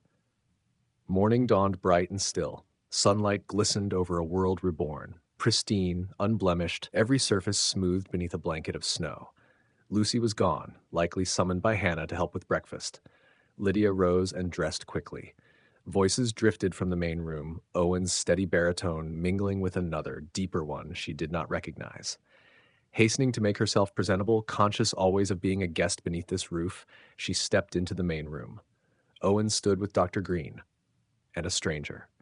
A tall, distinguished man with silver-streaked dark hair and a neatly trimmed beard. "Miss Fletcher," Dr. Green greeted warmly. "Good morning. I hope we didn't wake you." "No, I was just rising." Lydia's gaze shifted to the stranger, her brows lifting in question. "This is Dr. James Wilson," Green explained, "a colleague from Helena who specializes in difficult cases. He's here about your father." Lydia's heart lurched. "Has something happened?" "Your father suffered a severe episode last night," Dr. Green said gently. "Seizures, delirium. Edith sent for me, and I asked Dr. Wilson to assist." "Is he?" The words stuck in her throat. "He's stable for now," Dr. Wilson answered. His voice was precise, almost scholarly, but not unkind. "Yet his condition is troubling." Dr. Green shared his concerns about unnatural causes. You mean poison? Lydia said bluntly. Potentially, yes. Certain compounds can mimic such symptoms. Arsenic, for instance, administered in small doses over time. Owen, who had been silent until then, spoke firmly. Can you prove it? With proper testing, yes, Dr. Wilson replied. But I would need samples, hair, nails, blood, and access to whatever he has been eating or drinking. Lydia's jaw tightened. Edith will never allow that. She barely lets Dr. Green see him alone. Which is why we must be strategic, Dr. Green said. Dr. Wilson is staying here for several days. Officially, he's consulting on multiple cases. Unofficially, he's here for your father. Dr. Wilson inclined his head. With Reverend Porter's help, we'll arrange a church visit tomorrow. Edith won't refuse the minister, especially if several prominent ladies of the congregation accompany him. I'll be introduced as a visiting physician eager to meet the community. That will give me reason to be present, and with luck, a few private moments with your father. Hope stirred in Lydia's chest for the first time in weeks. Do you think it will work? There is a fair chance, Wilson answered cautiously, but even if we confirm poisoning, proving who administered it will be far more difficult. One step at a time, Owen said, quietly but firmly. First we confirm what's happening to Jonathan, then we'll face the rest. Precisely, Dr. Green agreed. He looked at Lydia. That brings us to another matter, your presence during the visit. Lydia straightened. I want to see my father, and I believe it would do him good to see you, Dr. Wilson added. But Edith will react, likely with hostility. Are you prepared for that? Yes. Her voice was steady, though her hands trembled in her lap. I need him to know I didn't abandon him. Very well. Dr. Green glanced at Owen. Will you accompany her? A respected community member at her side will make all the difference. Owen nodded without hesitation. Of course. Then it's settled. Tomorrow at 2, we meet at the Fletcher farm under the guise of a pastoral call. Dr. Green's mouth tightened grimly. Edith Mason is about to learn that Pine Hollow protects its own. When the doctors departed, Lydia lingered by the window, watching their wagon disappear down the snowy lane. Are you certain about this? Owen asked quietly. Seeing your father in such a state will be hard. Facing Edith, harder still. I'm terrified, Lydia admitted. But I have to, for him and for myself. Owen's hand rested briefly on her shoulder, steady and warm. The touch was fleeting, but its strength lingered. Then we'll face it together. No elaborate reassurance could have steadied her more. Thank you, she whispered. That evening, as Lydia helped Hannah with supper, she noticed the girl unusually quiet, her chopping methodical, almost harsh. Is something wrong? Lydia asked softly. Hannah kept her eyes on the vegetables. You're leaving tomorrow. Just to visit my father. I'll be back. For how long? The knife stilled. Papa says your father is very sick. If he dies, will you stay here or go somewhere else? The question struck Lydia like a blow. She had not dared think beyond the crisis of tomorrow, the visit, the confrontation, the truth. I don't know, she admitted. So much depends on what happens. Hannah nodded, resuming her work with sharp precision. Lucy will be upset if you go. She's already decided you're staying forever. And you? Lydia asked gently. Would you be upset? Hannah's shoulders tensed.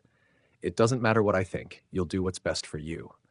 Lydia laid the knife aside and drew the girl into an embrace. Hannah resisted, stiff at first, then yielded, her body trembling. Of course it matters, Lydia whispered. Your feelings, Ethan's, Lucy's, they all matter to me. But not enough to stay, Hannah whispered back, her composure finally cracking. Just like Mama, everyone leaves. Oh, Hannah. Lydia held her tighter. Your mother didn't choose to leave you, and whatever happens with me, it won't be because I want to go. She pulled back enough to meet the girl's eyes. I promise you this. I'll always care for you, and I will never vanish without saying goodbye. Never. It was the most honest promise she could give, with so many uncertainties pressing on tomorrow. Hannah wiped her eyes quickly. We should finish supper. Papa and Ethan will be hungry. The moment of vulnerability passed, her composure returning. But something had shifted between them, a deeper understanding, an unspoken bond woven tighter by shared honesty. That night, after the household settled into sleep, Lydia sat alone by the dying fire, Caroline's journal open in her lap. She had been poring over the herbal entries, searching for anything that might ease her father's suffering. But her thoughts kept circling back to Hannah's quiet fears and Lucy's innocent attachment. In just a few short weeks, she had become woven into the very fabric of this household. They had not only saved her life, they had revived her spirit, reminded her what it meant to be valued, to belong. The thought of leaving, of returning to solitude, even without Edith's cruelty, was more painful than she could have anticipated. A floorboard creaked. Lydia looked up to find Owen standing in the doorway of his room, watching her. "Can't sleep?" he asked softly. "Too much on my mind." He nodded, then crossed the room to sit in the chair opposite hers. In the flickering firelight, the stern planes of his face softened into something gentler. "May I?" he asked, nodding toward the journal in her lap. Lydia handed it over, hoping he wouldn't notice how deeply she had read into Caroline's personal entries. "I was looking for remedies that might counteract poison," she explained. "And did you find anything?" "Not exactly. But there's a tea your wife recorded, charcoal, ginger, and mint, that she used for stomach ailments. Charcoal can absorb toxins." Owen's fingers traced the familiar handwriting. Caroline was knowledgeable about such things. Not in the way your mother was, perhaps, but she had a gift for healing. "You must miss her very much." For a long moment he said nothing. His eyes remained on the page. "I miss what she represented. Stability, partnership, someone who understood the weight of responsibility." It was an honest answer, though not what Lydia had expected. Not a declaration of everlasting love, but an acknowledgement of profound respect. "The children speak of her so rarely," Lydia ventured. "Is that by design?" He closed the journal carefully. "Not entirely. Ethan was 5 when she died. Hannah 7. They remember her as I have, but the memories are scattered. And Lucy," he sighed. "Lucy knows her mother only through stories, stories I've perhaps failed to share often enough." "Why is that?" His eyes lifted to hers, vulnerable in the dim firelight.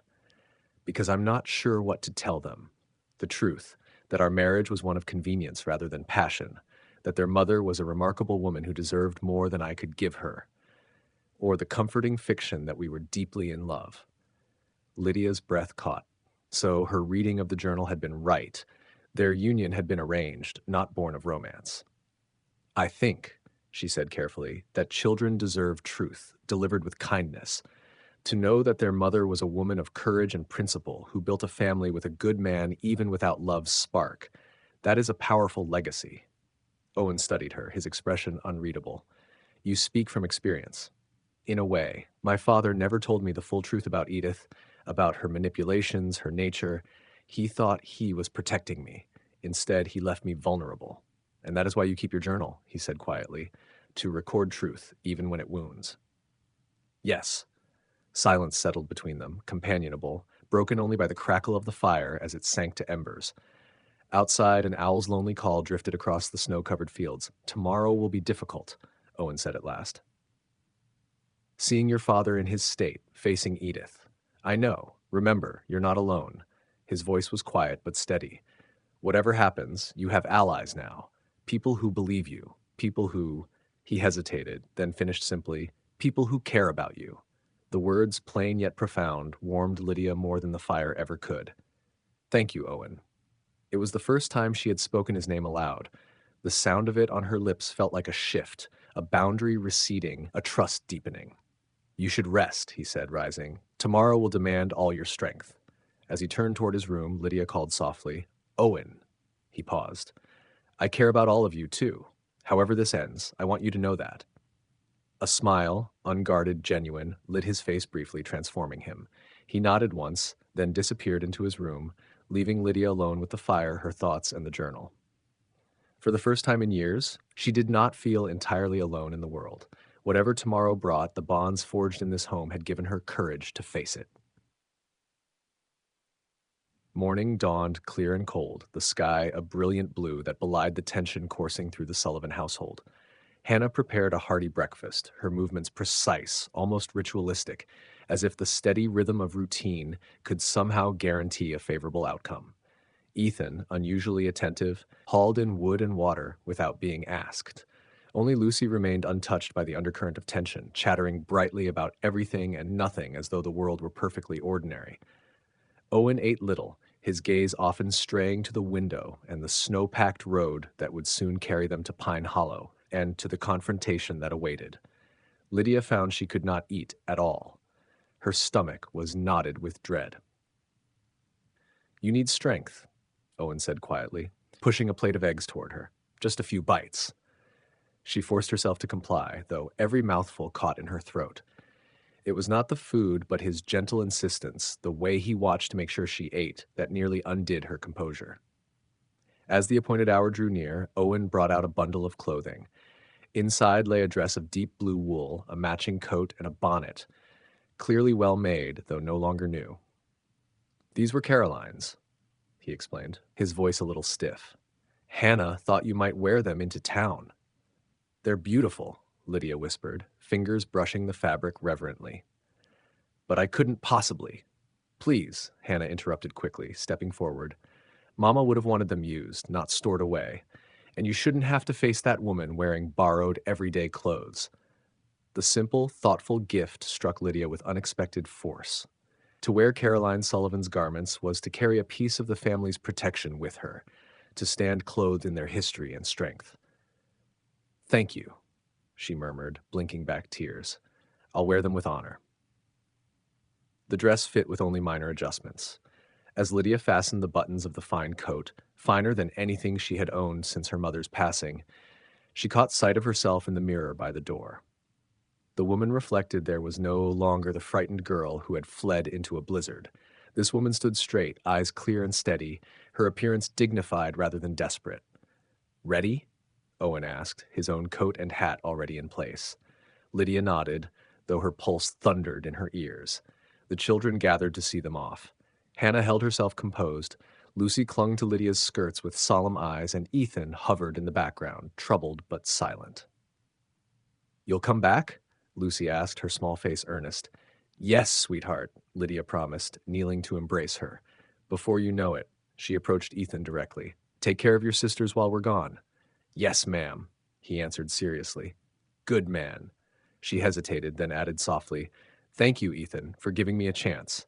A flush rose up his neck, but he met her gaze steadily. "You're not what I expected." "Neither are you," she replied with a small smile.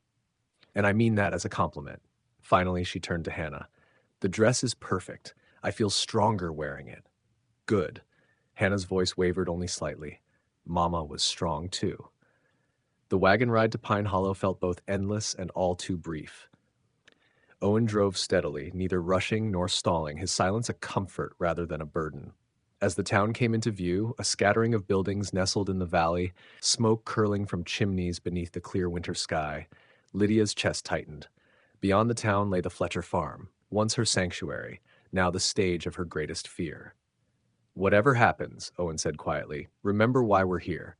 To confirm your father's condition, to give Dr. Wilson access. Confronting Edith is secondary." "I understand," Lydia breathed, pulling the sharp cold air into her lungs as if to steel herself. "Lydia." His voice softened. "You are not alone." 4 simple words. Yet they carried her through the town, past curious eyes and murmured gossip. They steadied her as the wagon turned down the familiar lane, past the other vehicles already gathered. Dr. Green's buggy, Henry Porter's carriage, several wagons belonging to church members. And they gave her strength as the farmhouse door opened and Edith Mason Fletcher stepped onto the porch. Edith's face registered a flicker of shock before settling into polished concern. "Lydia," she cried, pressing a hand to her heart.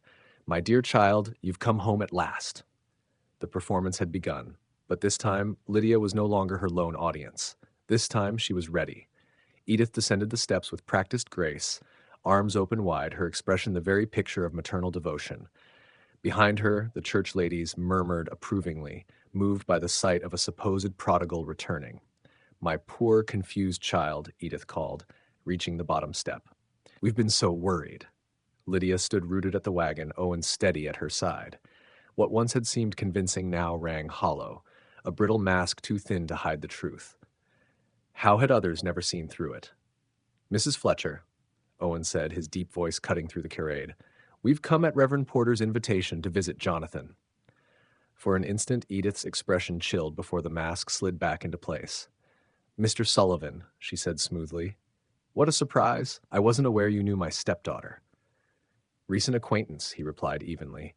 "May we come in? The minister is expecting us." "Of course." Edith turned to the watching ladies, her smile fixed. What a blessing that our prodigal should return on this very day, when we gather to pray for Jonathan's recovery. Mrs. Holcomb of the Ladies' Aid Society nodded approvingly. The Lord works in mysterious ways. As the group moved toward the house, Edith maneuvered close, her hand seizing Lydia's arm with talon-like fingers. Her nails bit into flesh even as her lips kept their smile. "What game are you playing?" she hissed for Lydia's ears alone. "No game," Lydia answered softly, refusing to flinch. "I'm here to see my father. He's very ill. Too ill for upsets." "Then we'll keep things calm," Lydia replied evenly, her gaze unblinking. The nails dug deeper, but Lydia did not falter. She was beyond Edith's petty intimidations now. The farmhouse interior was just as Lydia remembered. Polished to a shine, every surface gleaming, the air heavy with beeswax and pine. The parlor had been arranged for visitors, chairs set in a semicircle around a small table bearing a Bible and prayer book. Henry Porter rose as they entered, relief evident in his eyes when he saw Lydia. "Miss Fletcher, welcome home." He extended his hand deliberately, stepping just enough to place himself between her and Edith. "Your father will be comforted by your presence." "Is he awake?" Lydia asked, her voice tight with anxiety. "In and out," said Dr. Green, who stood near the window beside another man Lydia recognized as Dr. Wilson. "But he has moments of clarity." "I'll take you to him," the minister interjected smoothly before Edith could claim the moment. "Mrs. Fletcher, perhaps you could see to refreshments for our guests? Mrs. Holcomb was just saying how she'd love a cup of your excellent tea." It was a masterful stroke. Edith could hardly refuse without appearing inhospitable, yet the request neatly removed her from Lydia's path. "Of course," she agreed, her tone pleasant, though her eyes betrayed annoyance. "I'll just be a moment." As Edith retreated toward the kitchen, Henry Porter guided Lydia to the small bedroom off the main room. Owen followed close behind, his solid presence a quiet shield against the curious stares of the church ladies. "We don't have much time," the minister murmured. "Dr. Wilson needs a few moments with your father, and you should prepare yourself, child. Jonathan's condition has deteriorated significantly." Lydia nodded, steeling herself as the door creaked open. The smell struck first, sharp medicinal notes layered over the sourness of illness and decay. The room was dim, curtains drawn against the winter light, a single lamp burning low on the bedside table.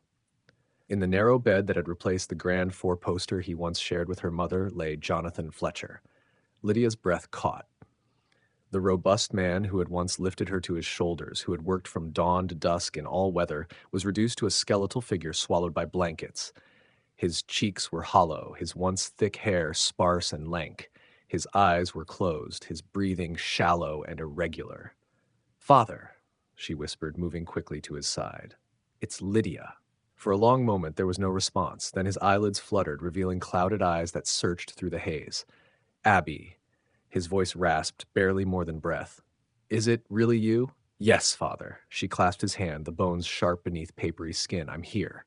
They said you ran away, abandoned me." His gaze drifted, unfocused. "No, Father. Never. I would never abandon you." Lydia fought to keep her voice steady. "I've been safe staying with friends, but I've thought of you every day." His fingers twitched against hers, a weak attempt to squeeze. "Not well, Abby. Something wrong with me." "I know. Dr. Green is here, and another doctor. They're going to help you." For a fleeting moment, clarity lit Jonathan's eyes, a flash of the strong man she remembered breaking through the fog. "Edith, she gives me medicine. Bitter. Makes me confused." Lydia's heart tightened. She glanced quickly at Dr. Wilson, who had moved to the far side of the bed.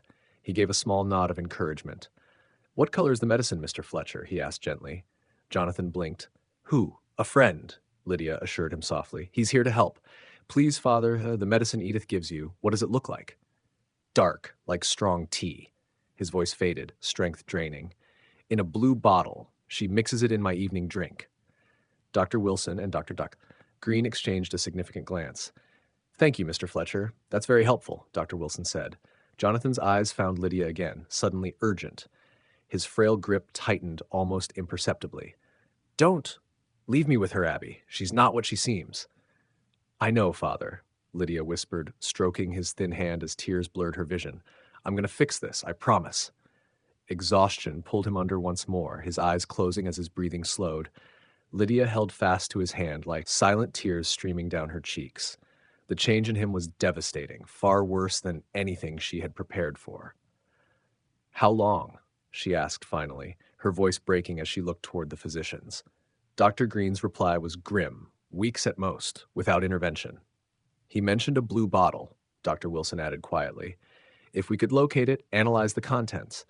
"It would be in her room," Lydia whispered. "She keeps everything of importance locked away there." The sound of footsteps approaching cut the conversation short. Edith entered, her face composed into a careful mask of concern. "How touching," she said, surveying the scene with cool detachment. "But Jonathan needs rest, not excitement. The poor man barely knows where he is most days." She moved to the opposite side of the bed, her voice sweet but edged. "Darling, you should return to the parlor. The ladies are asking for you." "I'll stay with my father," Lydia replied firmly. Edith's lips tightened. "As you wish, but the doctors should examine him now. Perhaps you could give them space to work." It was a reasonable request, one Lydia could not refuse without seeming obstructive. She looked to Dr. Green, who gave a subtle nod. "Very well." Lydia bent to kiss her father's forehead. "I'll be right outside, Father." In the hallway, Owen was waiting, his expression dark with concern. "How is he?" "Worse than I feared." Lydia struggled to maintain her composure. "She's killing him, Owen." Slowly, deliberately, Owen guided her toward a small alcove out of earshot. "Did he confirm it, the medicine?" "Yes, a dark liquid in a blue bottle. She mixes it into his evening drink." Lydia's fists clenched at her sides. "It's in her room, but she keeps the door locked." "Then we need a distraction, something to draw her away long enough for someone to search." His jaw tightened. "But who? She knows I'm suspicious. She won't leave me alone in the house." "Not you." Owen's gray eyes held her steadily. "Me. You?" She blinked. "But how could I?" He squeezed her shoulder gently. "For now, go join the others in the parlor. Act as naturally as possible." The parlor was tense despite the pretense of civility. Mrs. Holcomb and two other church ladies sat rigidly on the sofa, teacups trembling in their hands. Henry Porter stood by the fireplace in quiet conversation with Mr. Thornton, Emma's father, the very Emma who had been quietly sent away after her indiscretion. All eyes turned toward Lydia as she entered. Forcing a small smile, she crossed to the window and sat down. "How is your dear father?" Mrs. Holcomb asked. Her tone was sympathetic, but curiosity gleamed in her eyes. "Very ill," Lydia answered simply, but comforted by prayers and good company. "Such a trial for your stepmother," Mrs. Thornton remarked, her voice sharp with judgment. "Nursing him day and night, and then to have you run off like that." Lydia bit back the retort rising hot in her throat. Instead, her words cut with quiet precision. "There seems to be some confusion about my departure. I did not run off. I was put out during a blizzard." A shocked silence fell over the room. Mrs. Holcomb's teacup rattled against its saucer. "Surely not," she breathed. "Mrs. Fletcher has been beside herself with worry." "Has she?" Lydia's voice remained calm, though her heart hammered. "Strange, then, that she made no effort to find me when Mr. Sullivan informed Dr. Green of my whereabouts the very next day." The ladies exchanged uneasy glances. Henry Porter cleared his throat, his tone diplomatic. "Perhaps we might focus on Jonathan's recovery rather than past misunderstandings. Miss Fletcher, would you join me in prayer for your father?" Grateful for the lifeline, Lydia rose and moved to stand beside the minister. As he began to pray, she noticed Owen slip quietly from the room. Moments later, Edith emerged from the sick room, her gaze sweeping the parlor like a hawk taking inventory. "Where is Mr. Sullivan?" she demanded, cutting into the prayer. "He mentioned needing some air," Henry Porter replied smoothly. "The sick room can be overwhelming for those unaccustomed to it." Edith's eyes narrowed, suspicion flickering there, but before she could press further, a tremendous crash erupted from the kitchen, followed by the sound of shattering glass. "What on earth?" Edith's face paled as she whirled toward the noise. The ladies followed Edith into the kitchen, curiosity overcoming decorum. Lydia started after them, but Henry Porter laid a gentle hand on her arm. "Wait," he murmured. In the kitchen, Owen stood amid a sea of broken crockery, looking suitably mortified. "My deepest apologies, Mrs. Fletcher," he said, gesturing to the wreckage. "I was searching for water and, clumsy fool that I am, knocked into your shelving." Edith's face flushed crimson. "Those dishes were imported from Boston." "I'll replace them, of course." Owen offered contritely. It was inexcusably careless. As Edith surveyed the damage, Dr. Wilson appeared at the kitchen doorway. His gaze flicked toward Lydia, giving the slightest nod. Her heart leapt. He had found something. Perhaps we should continue our visit another time. Henry Porter suggested smoothly, seizing the moment. Jonathan needs rest, and Mrs. Fletcher has a situation to address. Yes, Edith said tightly, her composure slipping to reveal the anger beneath. That would be best. Though, of course, Lydia is welcome to stay. This is her home, after all. The challenge in her stepmother's eyes was unmistakable. Stay alone with me if you dare. Actually, Dr. Green interjected, his tone deliberate, I was hoping Miss Fletcher might assist me with organizing some patient records this afternoon. Her mother had a fine knowledge of medicinal herbs, and I am cataloging local remedies. Edith could hardly object without appearing unreasonable. Her lips curved in a smile that never touched her eyes. How educational for her. Of course, if that's what she wishes. Thank you, Dr. Green, Lydia said quickly, relief flooding her. I'd be glad to help. She turned to Edith, meeting her gaze without flinching. I'll return tomorrow to see Father. We'll look forward to it, Edith replied, though her voice dripped with ice. As the visitors gathered their coats, Owen positioned himself near Lydia. His voice was barely audible. Dr. Wilson found the bottle and something else. A letter hidden in her desk drawer. Names, dates, amounts. Lydia's breath caught. What kind of letter? He'll explain once we're safely away. But it's damning, Lydia. Very damning indeed. The ride to Dr. Green's house was thick with unspoken tension. Lydia sat between Owen and the minister, her mind racing with questions she dared not voice until they were behind closed doors. Dr. Green's wife, a kind-faced woman with silver-threaded hair, met them at the door. She drew Lydia into a gentle embrace. Samuel has told me everything. That poor man and you, my dear, what you've endured. Inside, Dr. Wilson was already at work in the study, examining a small blue glass bottle held to the lamplight. Ah, Miss Fletcher, he said as they entered. Perfect timing. I believe I've identified the substance your stepmother has been administering to your father.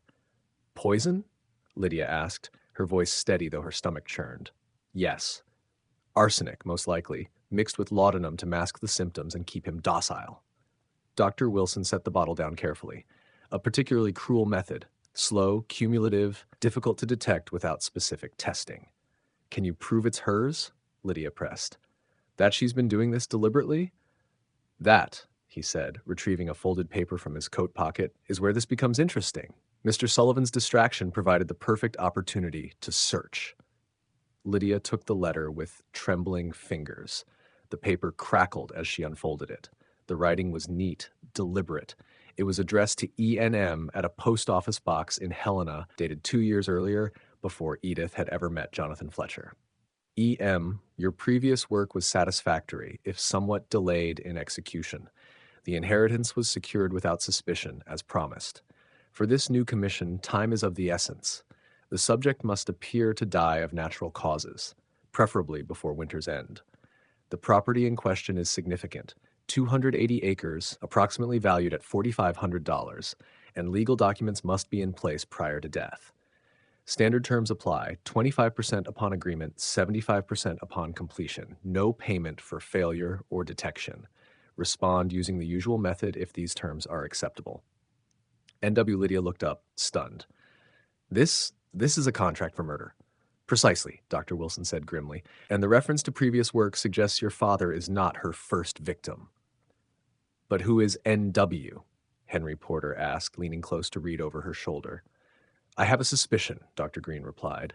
Nathaniel Wright, the lawyer from Helena who handled the paperwork when Edith and Jonathan married. He's been back several times since, most recently to update Jonathan's will. Disinheriting me, Lydia added quietly. Father mentioned signing papers, though he couldn't remember what they were. This is enough to involve the authorities, Owen said firmly. We have the letter, the poison, Dr. Wilson's testimony. It won't be simple, Dr. Green cautioned. Edith Mason, or whatever her real name may be, is clearly experienced. She'll have prepared for suspicion and covered her tracks. What about Father? Lydia asked urgently. Can you help him? Dr. Wilson's expression softened. If we begin treatment immediately, there's a chance arsenic poisoning can be reversed if caught in time. But he's very weak, Miss Fletcher. I must be honest about his prospects. What do we do now? Lydia whispered. Henry Porter placed a steady hand on her shoulder. First, we ensure Jonathan receives proper medical care away from Edith's influence. Then we present our evidence to Sheriff Collins. And if the sheriff is skeptical, Owen pressed, Edith has cultivated quite a reputation in Pine Hollow. Then we go above him, Dr. Green said firmly, to the circuit judge if necessary, but first, we must get Jonathan out of that house. She'll never allow it, Lydia said, despair creeping into her voice. She controls everything, who sees him, who treats him. Then we don't give her a choice, Owen replied, his tone hardening. Dr. Green, could you certify that Jonathan requires specialized care unavailable at home? Absolutely. His condition is critical, requiring constant medical supervision. And if Edith objects, then she reveals her true concern is not his health. A loving wife would want her husband to receive the best care, regardless of location, Henry Porter observed. We'll need the sheriff's cooperation to move him, Dr. Wilson pointed out, even with medical certification. Leave Sheriff Collins to me, the minister said. He's a reasonable man and a church elder. He'll listen. When? Lydia asked, urgency in her voice. Every day, every hour, she's with him. Tomorrow, Dr. Green decided. First thing in the morning, before Edith has time to prepare or resist, we'll bring an ambulance wagon and the sheriff. And tonight? Owen asked. Is Jonathan safe until then? I'll insist on staying to monitor him overnight, Dr. Wilson offered. Medical necessity, she can hardly refuse, not with all the church ladies aware of his condition. Plans were made quickly after that. Dr. Green would draft the medical orders. Henry Porter would speak with Sheriff Collins. Dr. Wilson would return to the Fletcher farm under the guise of monitoring Jonathan's condition, and Lydia would remain with Mrs. Green, safely out of Edith's reach. As evening approached, Owen prepared to return to his farm. I should get back to the children, he explained. They'll be worried. Lydia walked him to his wagon, grateful for a moment alone with him. Thank you, she said softly, for everything today, the distraction, the support. Anyone would have done the same. No, she replied firmly, not anyone. Few would risk involving themselves in such a situation, especially for a virtual stranger. Owen's eyes softened as he looked down at her. You're hardly a stranger now, Lydia. The quiet statement, so simple yet profound, warmed her despite the bitter cold. Will you tell the children what's happening? She asked. They deserve to know why I didn't return with you. Of course. Hannah was already preparing your bed when I left this morning. A small smile touched his lips. Lucy made you a drawing, said it was to help you be brave. Tears pricked Lydia's eyes. I've come to care for them very much in such a short time. They feel the same. Owen hesitated, then added, we all do. Before she could respond, he climbed into the wagon and took up the reins. Tomorrow, then, when Jonathan is safe. Tomorrow, she echoed, watching as he drove away, his figure growing smaller against the winter landscape. Inside, Mrs. Green had prepared a simple but hearty supper. As they ate, she shared what she knew of Edith Mason's arrival in Pine Hollow 3 years earlier.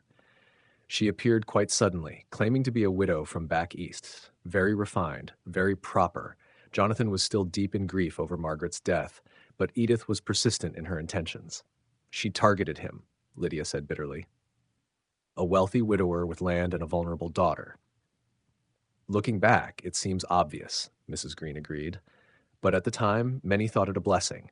A man alone with a young daughter, a respectable woman in need of a home, it seemed a sensible match. Did no one notice how she treated me? How father began to decline after the marriage? Lydia's voice trembled with both anger and hurt. Mrs. Green's kind face clouded with regret. Some of us had concerns, the changes in your appearance, your increasing isolation. But Edith always had plausible explanations. Your difficult adjustment to a new mother, your fragile constitution inherited from Margaret, and people believed her over the evidence of their own eyes. She took Lydia's hand gently. Evil often wears a convincing mask, my dear, but masks slip. Eventually, the truth finds its way to light. That night, in the Greens' comfortable guest room, Lydia found sleep elusive. Her mind raced with worry for her father, with plans and contingencies, and with fears of what Edith might do when cornered. Yet beneath her anxieties ran a current of hope, fragile, tentative, but real. For the first time in years, she wasn't fighting alone. Dawn broke clear and cold, the sky a pale luminous blue promising fair weather. Lydia dressed carefully in Caroline Sullivan's blue wool dress, drawing strength from the garment as if it carried some essence of its former owner's courage. Dr. Green was already in his study when she came downstairs, writing detailed instructions for Jonathan's care. His wife had prepared a hearty breakfast, insisting Lydia eat to fortify herself for the day ahead. "You'll need your strength," Mrs. Green said firmly. "Confrontations like this take a toll." Henry Porter arrived as they finished eating, his expression grave but determined. "Sheriff Collins will meet us at the Fletcher farm at 9 o'clock, he reported. He was skeptical at first, but agreed to witness the removal for medical reasons. "And the evidence against Edith?" Lydia asked anxiously. "That's more complicated." The minister sighed heavily. "He's reluctant to arrest a respectable woman on what he considers circumstantial evidence.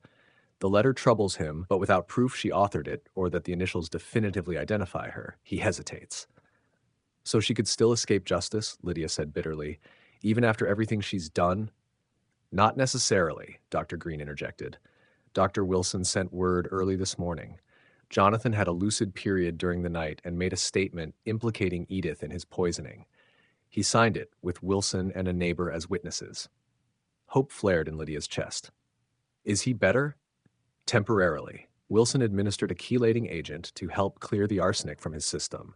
But he's still very weak, Lydia. The damage done over months cannot be undone in a single night."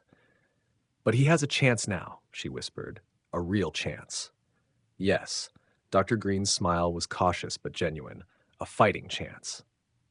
The Fletcher farm was quiet when they arrived, the morning sun casting long shadows across the snow-covered yard. Dr. Wilson met them at the door, his expression grave. "She knows something's wrong," he murmured as they entered. "Been watching me like a hawk all night, tried to insist on administering his medicine herself, but I prevented it." "Where is she now?" Henry Porter asked. "In the kitchen, preparing breakfast, so she says, though I haven't seen her bring any food out." Sheriff Collins arrived moments later, a tall, weathered man with a gray mustache and shrewd eyes. He nodded to Dr. Green and the minister, his gaze lingering on Lydia. "Miss Fletcher," he said, tipping his hat, "heard you'd returned. Your stepmother's been quite concerned about your absence." "I'm sure she appeared so," Lydia replied evenly. "Appearances are her specialty." The sheriff frowned slightly but said nothing, turning instead to Dr. Wilson.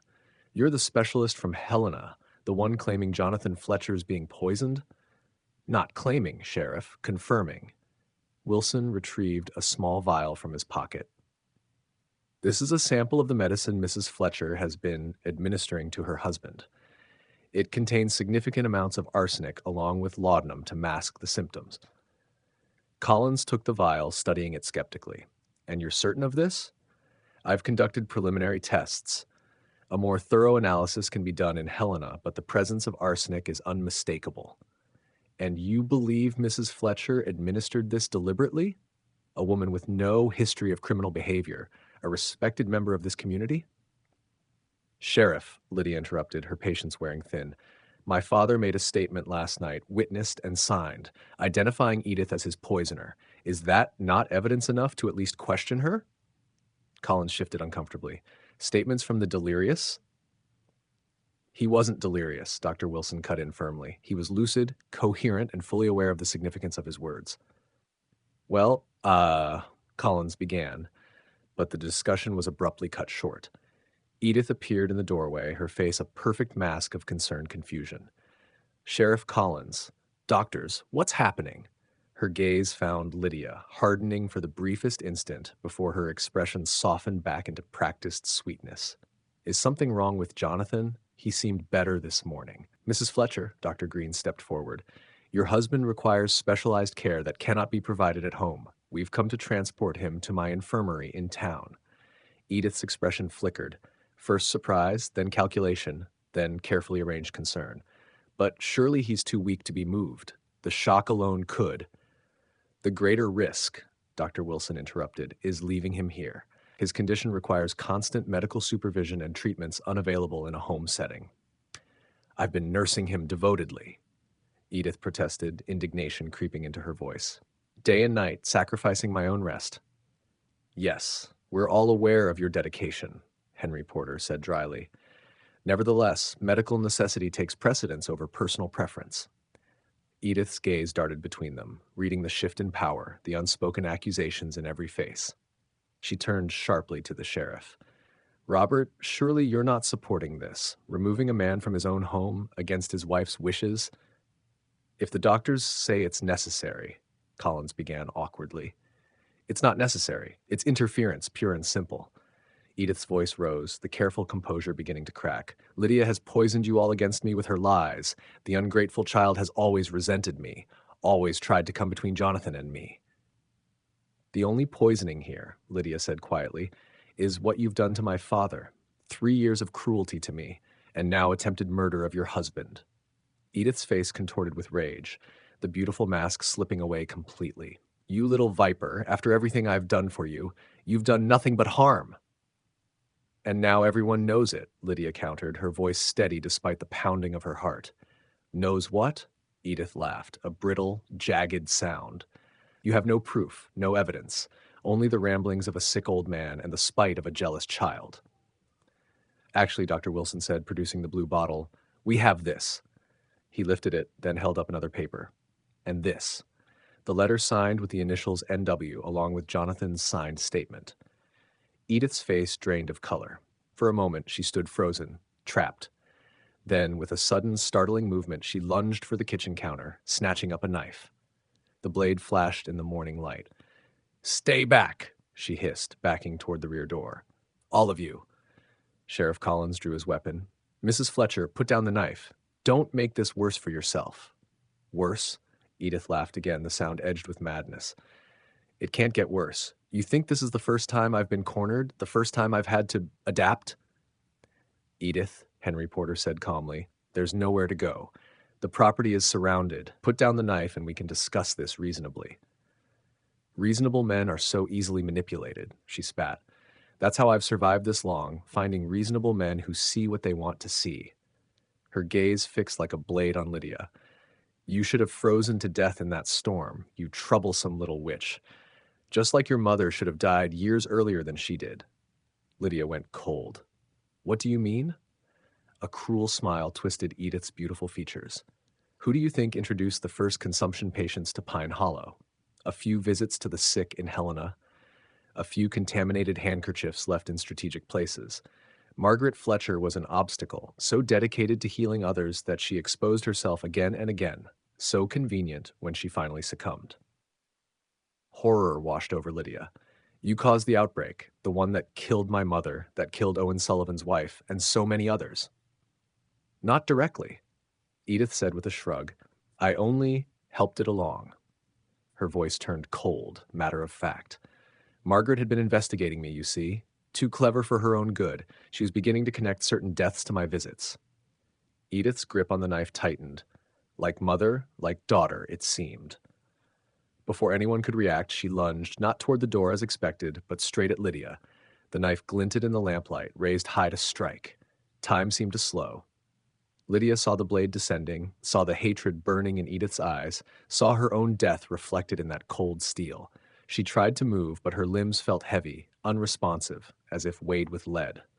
Then, movement. Owen Sullivan. He had arrived unnoticed in the heat of the confrontation, and now he threw himself between Lydia and the blade. The knife caught his shoulder with a sickening sound, drawing a sharp grunt of pain. He grappled Edith to the ground with brute force. Sheriff Collins and Dr. Green rushed in, pinning her flailing arms.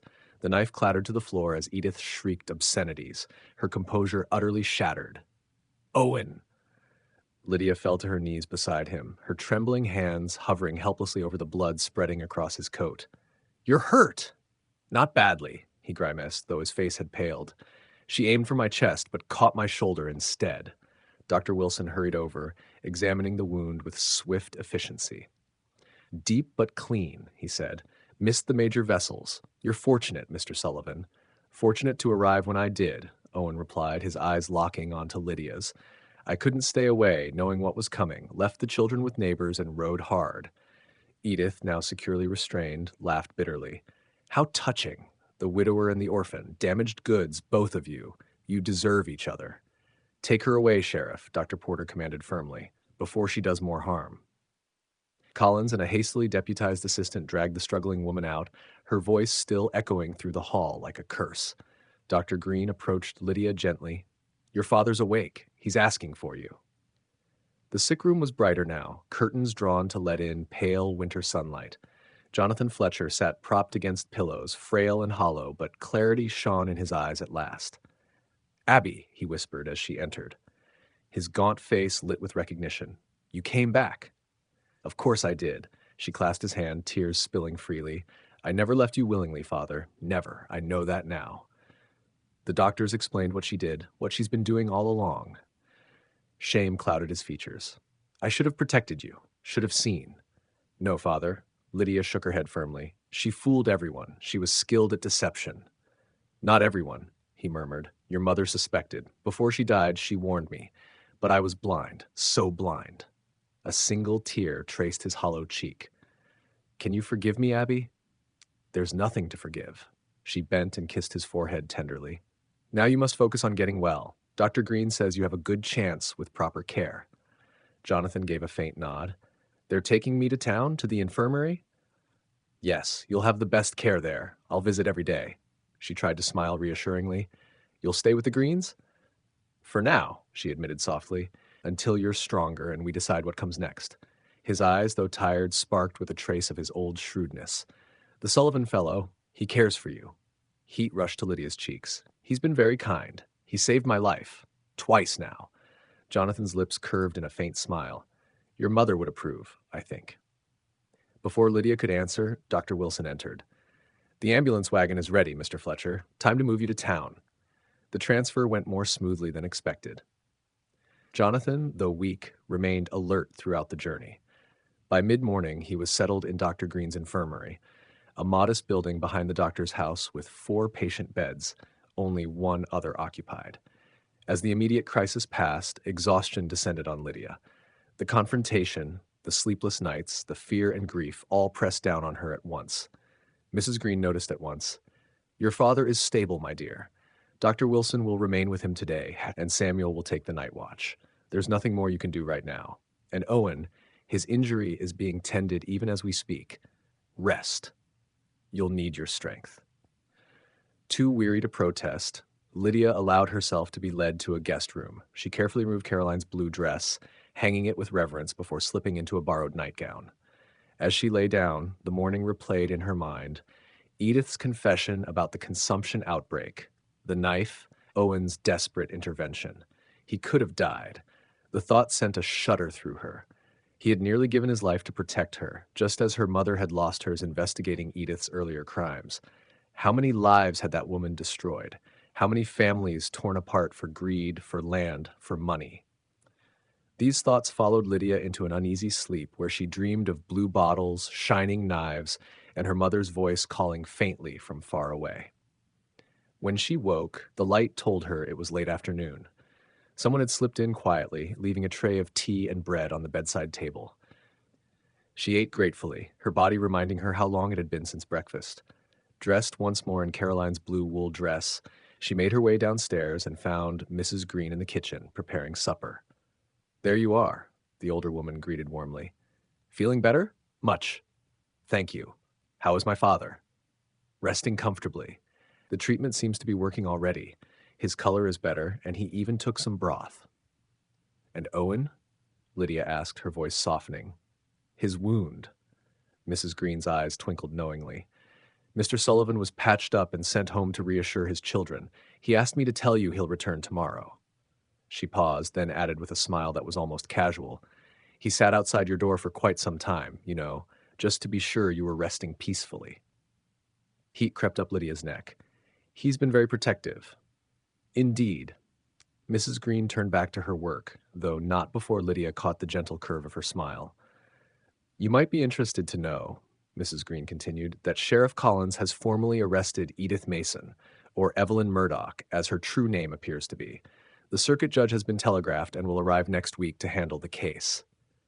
"Evelyn Murdoch," Lydia repeated, the name tasting false even on her tongue. Even her name was a lie. According to what the sheriff discovered this afternoon, She is suspected in at least 3 similar cases across Montana and Wyoming. Wealthy widowers, each dying under mysterious circumstances after brief marriages, and each time she disappeared with their assets before questions could be raised. But this time, she made a mistake. Several, it seems. Chief among them, underestimating you. Mrs. Green patted her hand affectionately.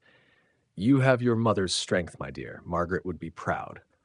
After supper, Lydia visited her father briefly. He was sleeping peacefully, his breathing steadier than it had been in months. Dr. Wilson assured her the treatments were working. The poison is leaving his system gradually. He'll need time to recover, weeks, perhaps months. There may be lasting weakness or nerve damage, but he should live, Miss Fletcher. In time, he may regain much of his strength. Thank you, she said fervently. I merely provided the medicine, he replied kindly. You provided the courage to make it possible. Your mother's legacy lives on in you. That night, Lydia slept deeply for the first time in years.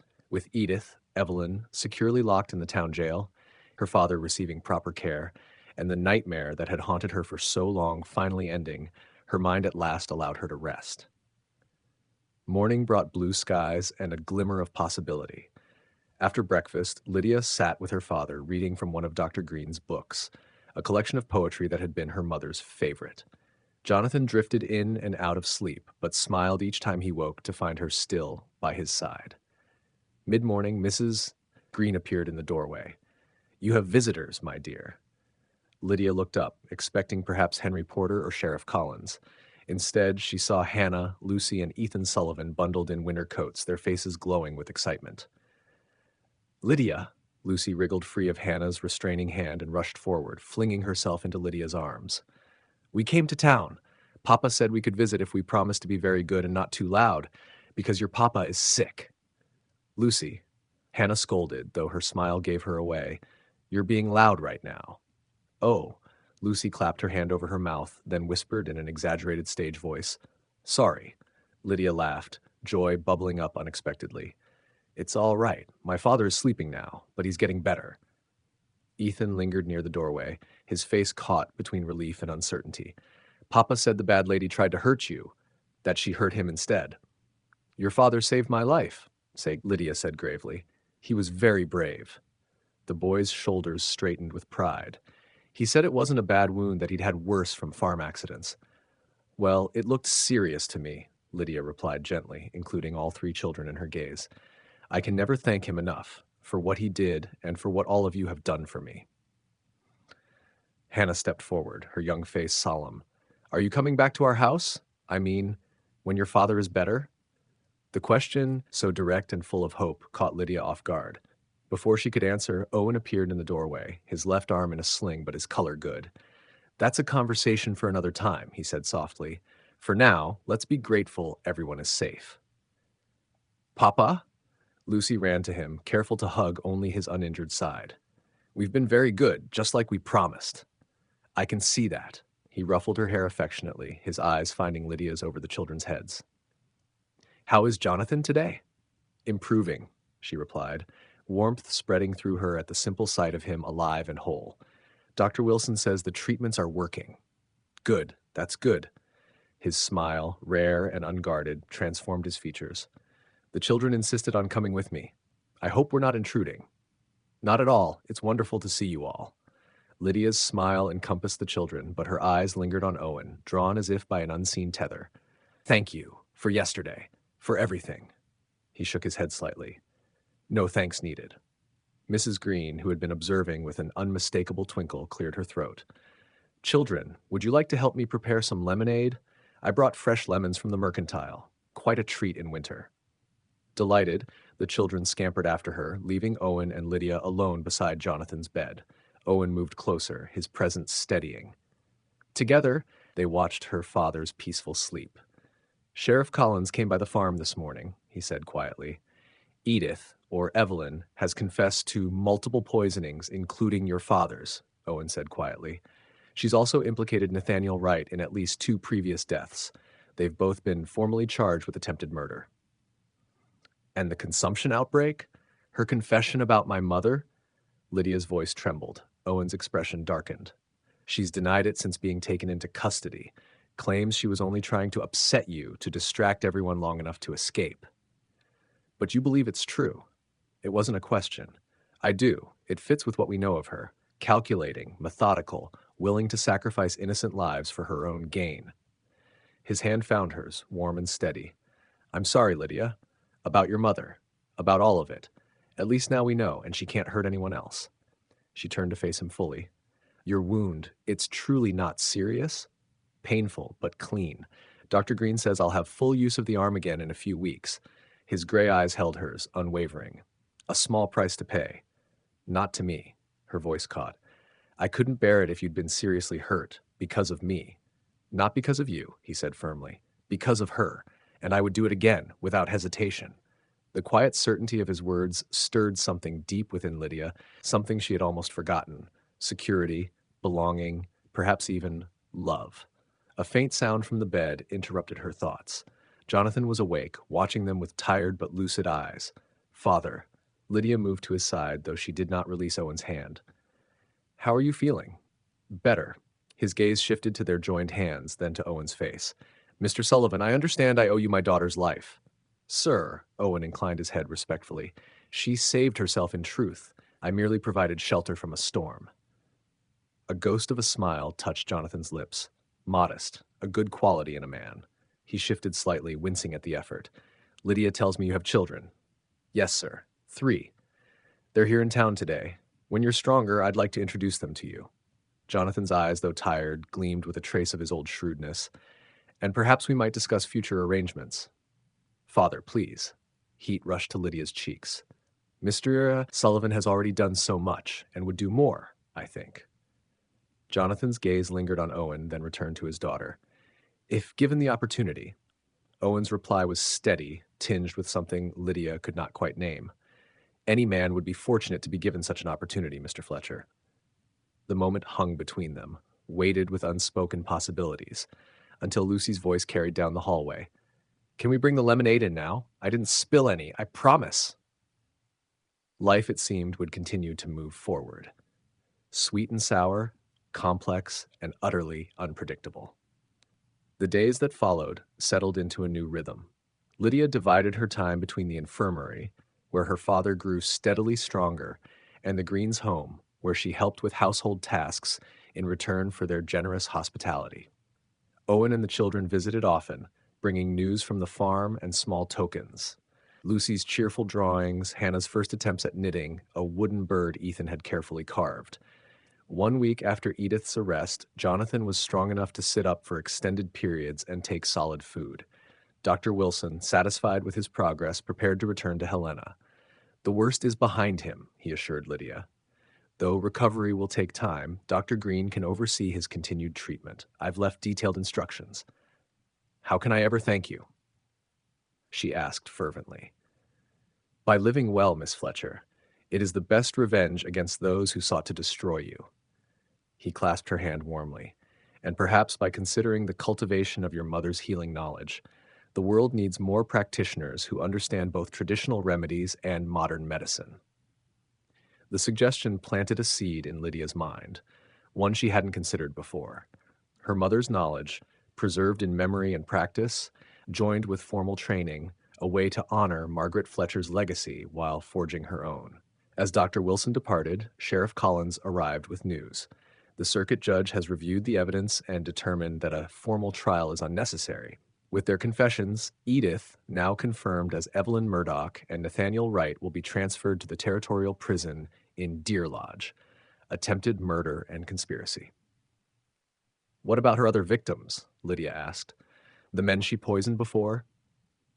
Investigations are ongoing, Collins said grimly. It seems likely she'll face additional charges, but she won't see freedom again. Neither will Wright. It was justice of a sort.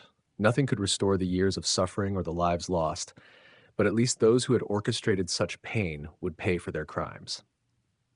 That evening, as Lydia sat with her father, he broached the subject that had hung unspoken between them. The farm, he said, his voice stronger than it had been in months. It needs attention. Spring planting isn't far off.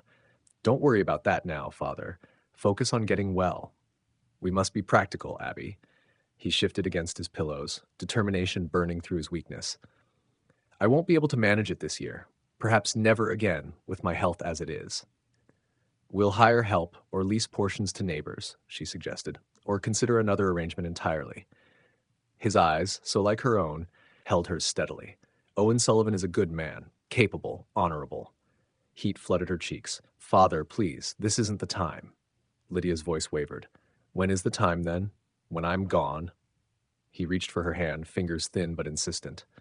I've squandered too many chances, Abby, made too many poor choices. I won't waste what time I have left being silent about what matters. And what matters, she asked softly, your happiness, your future. He squeezed her fingers. I see how you look at him and how he looks at you. There's something there worth exploring at the very least. Life is complicated, often more complicated than we want, but sometimes, amid all that, simple truths are offered. Don't ignore them out of fear or misplaced duty to me. Before she could answer, a polite rap sounded on the infirmary door. Owen stood on the threshold, a little awkward, a small parcel in his hand. Evening, he said, nodding to them both. Hope I'm not interrupting. Not at all, Jonathan replied, eyes twinkling with mischief. In fact, your timing's perfect. I was just telling Lydia I'd like to discuss the farm with you, perhaps tomorrow when I'm stronger. Of course, sir. Whatever you wish. Owen's tone was steady. Jonathan yawned, dramatic and satisfied. And now I believe I'll rest. Lydia, perhaps you could show Mr. Sullivan out. No need to hurry back on my account. The matchmaking was brazen enough to be embarrassing, but Lydia suppressed a smile as she led Owen out to the Green's front porch. The night was cold and clear, stars pricking the deep blue. Your father seems much improved, Owen observed. Yes. Dr. Wilson says it's remarkable, given how close he came, she said, the words catching in her throat. He's a strong man, like his daughter. Owen's gaze lingered on her, and she took in anew the hopeful steadiness in his face. The sling was gone, his arm was healing. In the weeks since she'd stumbled into his life, she'd come to know him. The quiet strength, the devotion to his children, the way he moved through a room as if he belonged to it. Owen, she began, uncertain how to frame the confession. About what my father said. You don't need to explain. He quieted her with a look. He's concerned for your future, for the farm. It's natural. It's not just that. She drew a breath and let the truth spill out. He said he sees something between us, something I think we both feel but have not admitted. When I was at my lowest, you showed me kindness without asking anything in return. You opened your home and your heart to a stranger. Your children, Lucy, Hannah, Ethan, have become precious to me in ways I never expected. The thought of returning to a life that doesn't include all of you, it's unbearable. The confession hung in the cold air. Owen was silent a long moment, gray eyes searching her face. Then he reached into his pocket and produced a small, carved wooden spoon. The handle was etched with tiny herbs, lavender, rosemary, thyme, delicate and precise. I made this, he said quietly. Started the night you arrived. I didn't know then who it was for, only that I felt compelled to carve these patterns. He held it out. Lydia ran her fingers over the carvings, the wood warm from his hands. It's beautiful. In my family, there's a custom, he explained. When a man recognizes someone as significant to his future, he makes something with his hands. Useful, and a little beautiful. A quiet declaration, perhaps. Her heart thudded. And your intent, Owen Sullivan? His eyes met hers, steady, certain. To offer you a choice, not out of obligation or convenience, but out of genuine feeling. The children need a mother. The farm needs care. Those are practical things. But those are secondary to the simple fact that I have come to care for you, deeply, more than I thought possible after Caroline. She felt warmth flood her cheeks, a strange, bright thing that had nothing to do with the cold night. I'm not asking for an answer now, he added, taking her hand. Your father needs you in the days ahead. You need time to heal and to think. But when you are ready, if ever you are ready, know there's a place for you with us, always. Tears welled in Lydia's eyes, not of sorrow, but of a joy so unexpected, so complete, it felt almost like pain. I don't need time to know how I feel, Owen, she whispered. These weeks with you and the children have shown me what family can be, what it should be, what love looks like in daily actions, not just in words. Owen's expression softened, a rare, radiant smile transforming his usually stern features. Then perhaps when your father is stronger, we might speak of those future arrangements he hinted at. Until then, know this: we wait for you. Home is wherever you are. Under the vast Montana sky with stars emerging like promises above them, Lydia felt her mother's words stir in her heart. Find the light when darkness surrounds you. It is always there, even when we cannot see it. She had found it at last. Not a single beam, but a constellation. Her father's recovery, justice for Edith's crimes, the children's open hearts, and most of all, the steady glow of Owen Sullivan's unwavering love. Spring would come, bringing new growth to the fields. Summer would follow with its abundant harvest. And Lydia Fletcher, who had once stood on the edge of a frozen river contemplating surrender, would instead embrace life in all its complex, beautiful fullness, planting seeds, tending gardens, healing wounds, and loving deeply, truly, completely. The darkness had not won. The light had found its way.